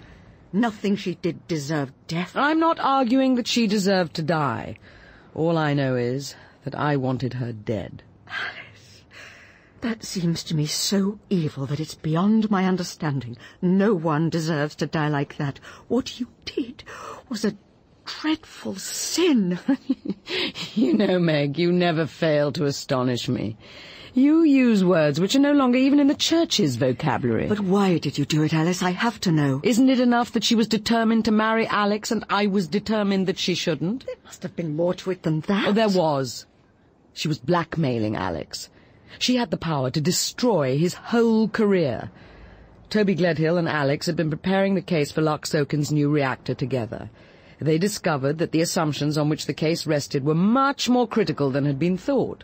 Somehow Toby let slip that Alex was delaying publishing the results of their research because it could prejudice the inquiry. You mean Alex deliberately falsified the results? Of course not. That's something he's incapable of. All he did was delay publishing the experiment. Toby was furious, though. He was almost prepared to hand it over to Neil Pascoe, but Hilary dissuaded him. It was far too valuable to her for that. She meant to use it to persuade Alex to marry her. She faced him with it when he walked her home after that dinner party, and late that night he told me. I knew then what I had to do. You see, I owed Alex a death, and if at the heart of your being you feel that you've no right even to exist, one more cause of guilt hardly matters. Alex, he's bleeding to death. Whatever he's been doing to you, he won't do it again, ever. We've got to get help. No. Listen to me, and I'll tell you what happened. We left him clear in the undergrowth with the billhook, and went to climb the apple trees. Then we decided we'd better get back. When we found him, he was already dead. It's as simple as that. Do you understand? Yes, I understand. I did what I had to do. The job is his, and they won't take it away from him. But if they find out what you did, and why you did it... Only two people know that. You and me. And I wouldn't have told you if I couldn't trust you. Oh, God, Alice. What are you going to do? That depends on you. This isn't a responsibility I asked for, and I don't want it. But you can't evade it. You know what you know. Call Chief Inspector Rickards now. You can use this telephone. Or do you want some time to consider? No. I know what has to be done. I'll do it if I have to. But I'd rather you did it. Then give me until tomorrow. There are things I need to do here. Affairs to arrange. I should like 12 hours of freedom. If you can give me that, I'll be grateful. But when you confess, you'll have to give them a motive. Something that they can believe in. I'll say she wanted to take Alex away from me after all I'd done for him. They'll see me as a neurotic menopausal virgin. Suppressed sexuality. That's the kind of motive that makes sense to a man like Rickards. I shall pray for you, Alice. As long as you don't expect me to repent. I've nothing to repent of. Except that you, Meg, are an incompetent car mechanic. Hello? Fire Brigade? I'm speaking from the mill at Lark Soken. I'm looking across the headland. There's a fire at Martha's cottage. Be as quick as you can. The place is ablaze. Seconds later, I was hurtling across the rough grass of the headland. The Jaguar rocked to a stop, and I rushed to the front door. It was locked. I ran round to the patio. The back door, too, was bolted. I had no doubt who was inside. I stood on the sill and kicked at the kitchen window. The glass crashed inwards and the flames leapt at me. Alice Mayer was lying by the stove, her body rigid as an effigy. Her hair and clothes were alight, and she lay staring upwards, bathed in tongues of fire. There flashed into my mind the image of the martyred Agnes Poley, sent to the stake 4 centuries before, and Alice's words at that dinner party a few short weeks ago. Can you imagine anything worse than dying by fire? The agony. I dragged her dead weight to the window and manhandled her out over the kitchen sink. Then I seized the taps, one with each hand, and slowly lifted myself across. Smoke billowed round me, and the flames clawed and bit at my legs and back as I fell forward onto the stones. Adam. Mrs. Dennison, is that you? Yes. Don't look. No, I know. She's dead. Lie still, my dear. The ambulance is coming. You're going to be all right.